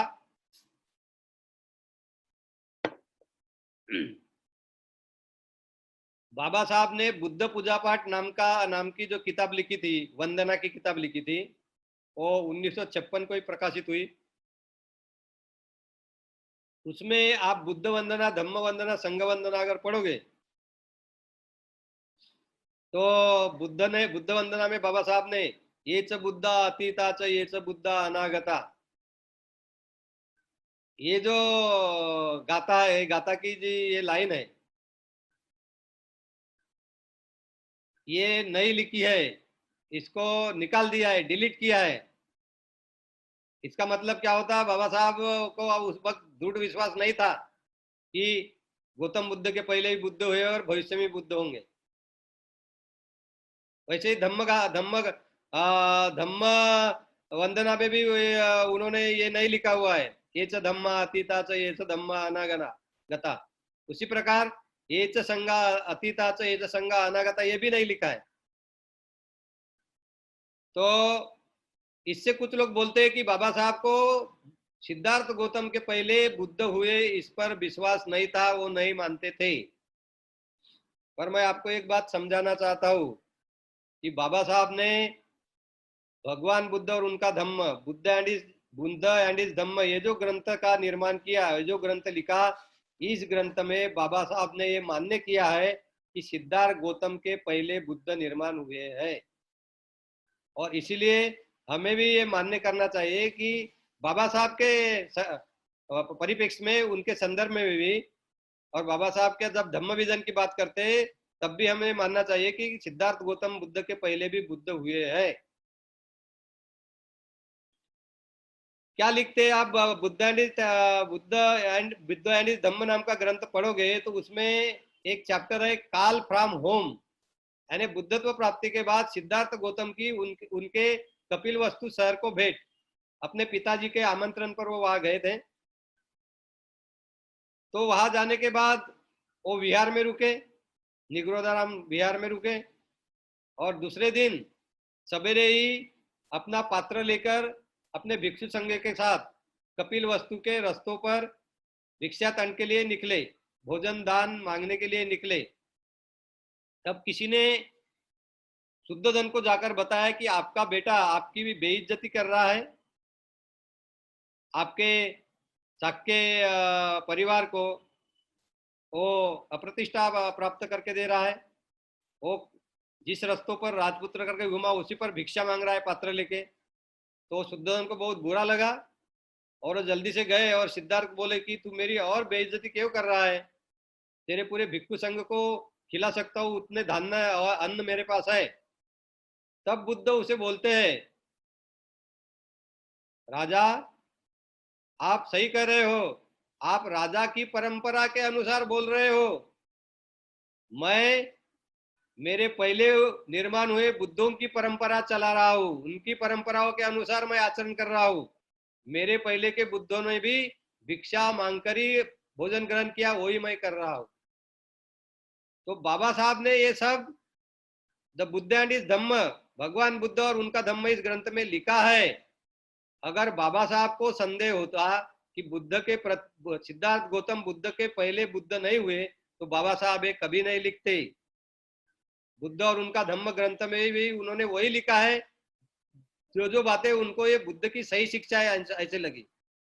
तो इसीलिए जो बुद्ध वंश में जो 24 बुद्ध बताए, तो बुद्ध वंश में 29 बुद्धों का नाम है। ने सिद्धार्थ के पहले दीपनकर से लेकर कश्यप बुद्ध तक 24 बुद्ध, गौतम बुद्ध 25वें, मैत्रेय बुद्ध का भी नाम है, आगे आने वाले 26वें।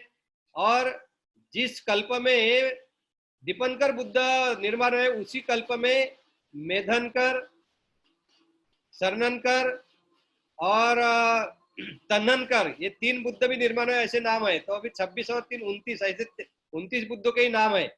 इसके बगैर 29 के बगैर त्रिपिटक में कोई भी नाम नहीं है कोई भी बुद्ध का।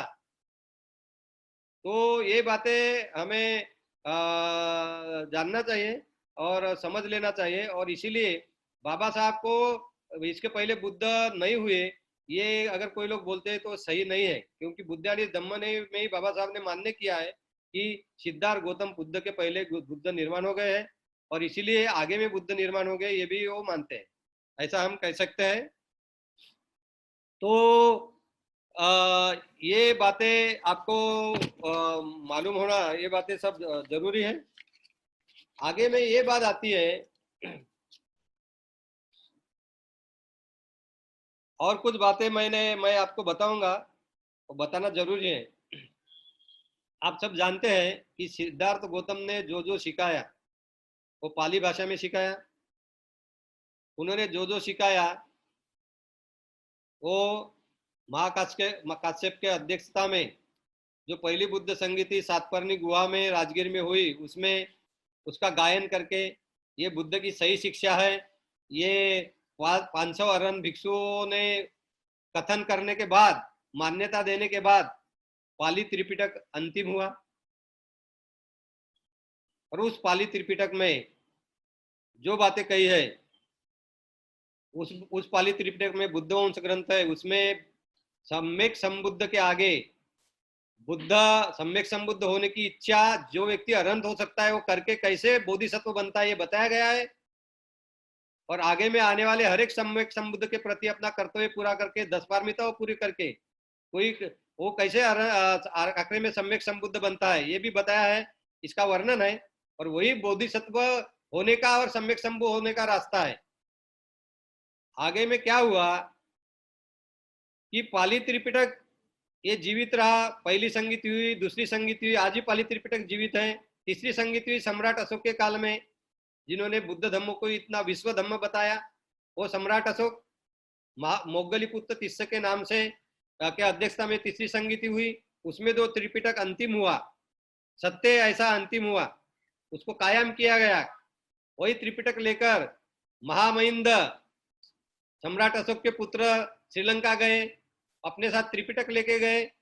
वहां त्रिपिटक सिंहली भाषा में भी लिखा गया, पाली का भी त्रिपिटक वहां रहा। वहां पहली बार पहले शतक में ताड़ के पत्तों पर त्रिपिटक लिखा गया। और सम्राट अशोक ने जो जो भिक्षु अनेक भागों में भेजे, उन्होंने भी त्रिपिटक संग्रहित रहा। बर्मा में त्रिपिटक था, थाईलैंड में था, इसमें आपका वियतनाम, कंबोडिया वगैरह देशों में भी था। जो जो देशों में था पाली का त्रिपिटक, वो 6वीं संगीति में एकत्र लाके एक त्रिपिटक बनाया गया, जो आज कंप्यूटर पे उपलब्ध है, वो पाली त्रिपिटक है। तो ये सम्राट अशोक के जाने के बाद भारत में क्या हुआ, मौर्य साम्राज्य नष्ट होने के बाद यहाँ भारत में जो सामाजिक परिस्थिति थी, इसमें बुद्ध की शिक्षा है, खुद आचरण का बात है, शील पालन करने की बात है, विकार नष्ट करने की बात है, अष्टांग मार्ग पालन करने की बात है। इसलिए इसे बहुत कठिन परिश्रम करना होता है ये करने के लिए। पर भारत में ऐसी स्थिति थी कि कुछ ऐसे व्यक्तियों को आदर्श मानकर, उनको गॉड मानकर उनकी पूजा किए तो हमारा दुख नष्ट होते, ऐसी जो धारणा थी, इसी धारणा ये धारणा भी बुद्ध धम्म में लाने के लिए महायान जैसे बुद्ध के संप्रदाय की निर्मित हुई। और उन्होंने जो लोग बुद्ध का धम्म पालन करके अरहंत पद की चाह रखते थे, उनको स्वार्थी कहा, और खुद को बोधिसत्व, हम बोधिसत्व ही बनेंगे और आगे में लोगों को मुक्त करके हम बाद में मुक्त होंगे, ये बात करके उन्होंने इसमें अनेक बोधिसत्वों की निर्माण की। तो ये जो बोधिसत्व की निर्मित जो हुई महायान में, ये बोधिसत्व की निर्मित बुद्ध ने पाली त्रिपिटक में जो बताया है, ये मार्ग से नहीं हुई। वो कहते हैं कि कोई बोधिसत्व बन सकता है, और इधर क्योंकि देखो बोधिसत्व कौन बन सकता है, सिर्फ सम्यक संबुद्ध ही बता सकता है, क्योंकि सम्यक संबुद्ध खुद उस मार्ग से गया होता है, वो खुद बोधिसत्व रहा होता है, उसने क्या किया वो मालूम होता है उसे, इसलिए वो खुद बता सकता है कि बोधिसत्व होने के लिए क्या योग्यताएं होनी चाहिए। तो जब महायान बना तब तो सम्यक संबुद्ध थे ही नहीं, तो उन्होंने वो जो भिक्षु हो गए, कुछ पारंगत भी हो गए, पर उनको तो सम्यक संबुद्ध होने का ज्ञान नहीं, तो उन्होंने पाली त्रिपिटक से कुछ बातें लेकर कुछ बदल करके जो बताया वो सही में बोधिसत्व का रास्ता नहीं है। वो बोलते हैं कि हम प्रतिज्ञाएं किए बोधिसत्व की, उन्होंने कुछ प्रतिज्ञाएं बनाई है वो किए तो भी हम बोधिसत्व हो सकते हैं, ऐसा नहीं हो सकता, क्योंकि आप में अरहंत होने की पात्रता है ही नहीं। या आप सम्यक संबुद्ध के आगे, यानी कुछ लोगों में हो भी सकते हैं, तो एक बात मैं आपको बताना चाहता हूं, अगर किसी में अगर सही में सम्यक संबुद्ध की पात्रता है तो वो बुद्ध का पाली त्रिपिटक में जो धम्म संग्रहित किया है उसी अनुसार ही अपना जीवन व्यतीत करेगा। महायान और हीनयान जो बात करते हैं ये बुद्ध ने सिखाया ही नहीं। महायान हीनयान ये शब्द बुद्ध के मुंह से कभी नहीं निकले। ये बाद में सम्राट अशोक के बाद कुछ लोगों ने बुद्ध का धम्म पालन करने के लिए, बहुत ही कठिन था तो उसको सरल करने के लिए उसमें गॉड जैसे कैरेक्टर निर्माण के उनको ही बोधिसत्व कहा। जैसे अवलोकितेश्वर की बात करिए, इनको बोधिसत्व कहा जाता है, तो ये अवलोकितेश्वर का देखो उन्होंने कितने बुद्ध धम्म का के खिलाफ बातें कही है, लिखी है। वो बोलते हैं कि अगर आप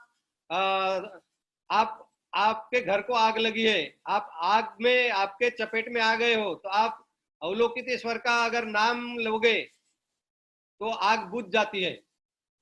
ये तो बुद्ध की शिक्षा नहीं है। ये मैं बार बार आपको बताता हूँ, इसलिए बताता हूँ कि मुझे वो जो खुद को महायानी कहते हैं या महायानी ग्रंथ पढ़ते हैं उनके प्रति कोई भी एक द्वेष का एक अंश भी मेरे में नहीं है, और मैं लोगों को सम्मा दृष्टि की तरफ लाना चाहता हूँ।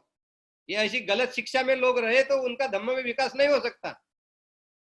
तो इसलिए मैं आपको ये बार बार बताते रहता हूँ। तो इस तरह के करोड़ों लाखों इन्नुमेरेबल बोधिसत्व महायान ग्रंथों में निर्माण किए गए, और बुद्ध भी उतने ही है ऐसे वो कहते हैं। और सिद्धार्थ गौतम बोलते हैं कि मेरे बुद्ध शासन में कोई बुद्ध निर्माण नहीं होगा, ऐसी उनकी वाणी है। और जब तक बुद्ध की शिक्षा विश्व में है तब तक कोई बुद्ध बन नहीं सकता, ये बुद्ध की शिक्षा है। तो फिर ये बुद्ध शासन में इतने महायान ने कैसे बुद्ध ने, अमिताभ बुद्ध हुए, वो तो बोलते हैं कि अमिताभ बुद्ध का आप 10 दिन नाम लो तो आपकी सुखावती में जन्म हो जाएगा, और वहां आप ये ध्यान में लाओगे, आपके मन में रखोगे कि मेरा पैराडाइज में जन्म हुआ है, तो वही आप दुख मुक्त हो जाओगे। ये बुद्ध की शिक्षा हो ही नहीं सकती। बुद्ध तो अष्टांग मार्ग देते हैं, उसका पालन करो बोलते हैं। नहीं तो भिक्षुओं को क्यों बार बार बोलते हैं? आखिरी बुद्ध ने शिक्षा दी, क्या शिक्षा दी? वये धम्मा संकारा अपमादेन संपादित।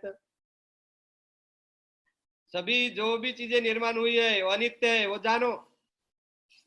ये जानने की जरूरत क्या थी? अगर पैराडाइज में जन्म होगा, किसी बुद्ध का नाम लेंगे और वही मुक्त हो जाएंगे, दुख मुक्त, ये नहीं होता। और ये भी बोला गया है कि वो सुखावती में तो इन्नुमेरेबल बुद्ध है, ये बुद्ध की शिक्षा नहीं है। तो मैं आपको ये जो बता रहा हूं कि अभी किसी ने, अगर मैंने सोच लिया श्याम तागड़े ने आज कि मैं आगे का सम्यक संबुद्ध बनूं, अरे तो मेरे मन की तैयारी है क्या? मेरे मन में वो संकल्प करने की ताकत है क्या? मैं आज अरहंत बन सकता हूं क्या? नहीं भाई। तो मुझे क्यों बोधिसत्व कहूं? हाँ, इच्छा रख सकते हैं पर बोधिसत्व क्यों कहे? जब तक कोई भी जीवित सम्यक संबुद्ध के आगे आने के बाद, उसमें अरहंत पद प्राप्ति की पात्रता होने के बाद अगर उसके मन में इच्छा निर्माण होती है, और वो सम्यक संबुद्ध बोलते हैं कि उसका मन जानकर, उसके मन की पात्रता जानकर कि आगे में सम्यक संबुद्ध बनेगा, तभी उसको बोधिसत्व कहा जा सकता है। तो जो बोधिसत्व नहीं है उसको बोधिसत्व कहना यानी झूठ बोलना नहीं है, तो क्या है? झूठी है। लोगों को लगता है कभी कभी कि ऐसी बातें कहते हैं, तो ये कैसे कहते हैं? कोई बोलता है आपके पास कितना अकुशल कर रहे हो आप। मैं पिछले सेशन में ही आपको बताया था अभय राजकुमार सुत्त की बात, जिसमें बुद्ध ने कहा है कि जो बात सत्य है वो कितने भी कटु न क्यों न हो कहनी चाहिए, जिससे लोगों का लाभ होता है। ऐसी बात कटु हो तो भी कहनी चाहिए। तो भाइयों बहनों, लोगों को मिथ्या दृष्टि से बाहर लाना ये क्या कुशल कर्म नहीं है? मैं तो समझता है कुशल कर्म ही है। और ये सभी बातों का लोगों को बाबा साहब के अनुयायियों को इसकी जानकारी देना, उनको इस बारे बातों के प्रति सजग करना, ये मुझे लगता है ये अभय राजकुमार सुत्त ने बुद्ध ने जो बताया वही बात है। इससे कुछ अलग बात हम नहीं कर रहे। तो किसी को ऐसा लग रहा होगा तो ये ऐसा नहीं समझना चाहिए। और मैं आपको भी कहता हूँ, सत्य कहना, सत्य के लिए जीना, सत्य के लिए क्या बोलते हैं, अगर कुछ लोग आपसे दूर भी हुए तो भी पीछे नहीं हटना चाहिए, कहना ही चाहिए, क्योंकि आप बुद्ध शासन की सेवा करते हो, बुद्ध शासन को मजबूत करने की बात करते हो, लोगों को धम्मवान करने की बात करते हो, उनको मिथ्या दृष्टि से बाहर लाने की बात करते हो। तो ये बातें करना चाहिए। बाबा साहब के कुछ अनुयायी, बाबा साहब के अनुयायी हैं, पर मुझे लगता है वो कुछ कारण से ये महायान तक पहुंच गए, ऐसे प्रतिज्ञा लेके बोधिसत्व बनने तक पहुंच गए। वही लोग, कुछ लोग उनमें से कुछ खुद को धम्मचारी न होकर धम्मचारी भी कहते हैं। तो ये जो सब लोग हैं, ये लोगों ने समझ लेना चाहिए कि इससे उनका लाभ नहीं है। कुछ लोग समझ भी रहे हैं, कुछ लोग कहते हैं कि हमें बात मानने हैं, पर हम ये पब्लिकली अनाउंस नहीं कर सकते। क्यों नहीं भाई? अगर पब्लिकली नहीं अनाउंस करेंगे तो आपकी आगे में धम्म में तरक्की कैसे होगी? अगर धम्म में तरक्की करनी है, धम्म में विकास करना है, आपका आचरण दृढ़ करना है, आपका अष्टांग मार्ग का पालन दृढ़ करना है, आपकी सम्मा दिट्टी मजबूत करनी है, तो आपको जो गलत गलत बातें हैं वो गलत है तो बोलना ही पड़ेगा। और जो गलत है, कुछ गलत और धम्म के खिलाफ बातों के अगर आप संगत में हो तो वो तो छोड़ना तो पड़ेगा ही ना। अगर नहीं छोड़ोगे तो आप धम्म में प्रगति कैसे करोगे? और ऐसा होकर भी आप अगर कुछ लोगों को वही सही है करके सिखा रहे हो तो धम्म कार्य कैसे हुआ भाई? ये तो अधम्म को आगे ले जाने की बात है। तो भाइयों बहनों, बाबा साहब के अनुयायी हो, बाबा साहब का आदर्श मानते हो, उनके प्रति श्रद्धा है, आदर है, सच को ही सच बोलना चाहिए। जो बात सच नहीं है उसे सच कभी नहीं बोलना चाहिए, और जो सच नहीं है उसको लोगों में ले जाकर सच है ऐसा साबित करने की कोशिश भी नहीं करना चाहिए, और ऐसे व्यक्तियों का साथ भी नहीं देना चाहिए। जो गलत है वो गलत को प्रस्तापित करने के लिए साथ देना, अपना वीर्य, जो बुद्ध ने बताया है ये भी पारमिता है, खर्च करना, अपनी एनर्जी खर्च करना, उसके लिए प्रयत्न करना, ये बहुत ही गलत बात है। ये बुद्ध शासन क्या बोलते हैं, कमजोर करने की बात है। तो ये बातें बहुत अच्छी तरह से समझ लो। तो इसी से हमारा बुद्ध शासन इस देश में, बाबा साहब के इस देश में, बोधिसत्व ने जिस देश में धम्म पुनरुज्जीवित का इस देश में ये बुद्ध शासन मजबूत करने का काम हम कर सकते हैं, वही काम हमें करना है। तो मैं आपको शुभकामनाएं देता हूँ। आप बहुत श्रद्धावान हैं, आप धम्म के इस सेशन में सम्मिलित होते हैं, बुद्ध के धम्म के संघ के प्रति, इससे आपकी श्रद्धा और बढ़ती है, आपका धम्म पालन का आपका बल बढ़ता है, प्रेरणा मिलती है, अष्टांग मार्ग आप पालन करते हो तो आप धम्म के रास्ते पर और आगे चलते हो। तो इसकी मुझे बहुत खुशी है। मैं आपको बधाई देता हूँ आज के इस उपोषित दिन की। आपका अष्टशील बहुत ही मजबूती से पालन होगा ऐसी अपेक्षा करता हूँ, और आप सबका मंगल हो। आप खुद, आपके परिवार का हर एक सदस्य, आपके आप्तेष्ट, आपके सर्व सब रिलेटिव्स और आपके संपर्क में आने वाले सब लोग अष्टांग मार्ग में लग जाए, बुद्ध की शिक्षा के पालन में लग जाए और अपना विकास करे, सुखी हो, ऐसी कामना करता हूँ। आपकी सभी क्षेत्रों में, आपके परिवार में, आपके पढ़ाई में, आपके व्यवसाय में आपकी तरक्की हो, आपका धन बढ़े, आप सम्यक आजीविका के माध्यम से और धन निर्माण करो, और ये धन बुद्ध शासन के मजबूती के लिए आगे में उपयोग में लाओ, ऐसी मैं कामना करता हूँ।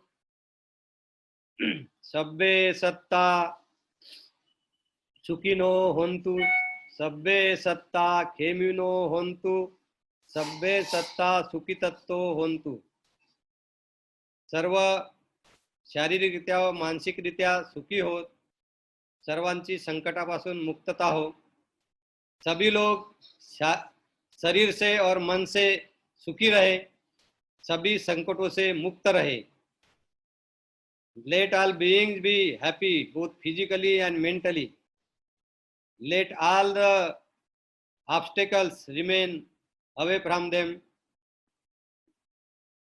मैं भाइयों बहनों, उपासक और उपासिकाओं, मैं मेरा जो आज का मार्गदर्शन है वो यही समाप्त करता हूँ।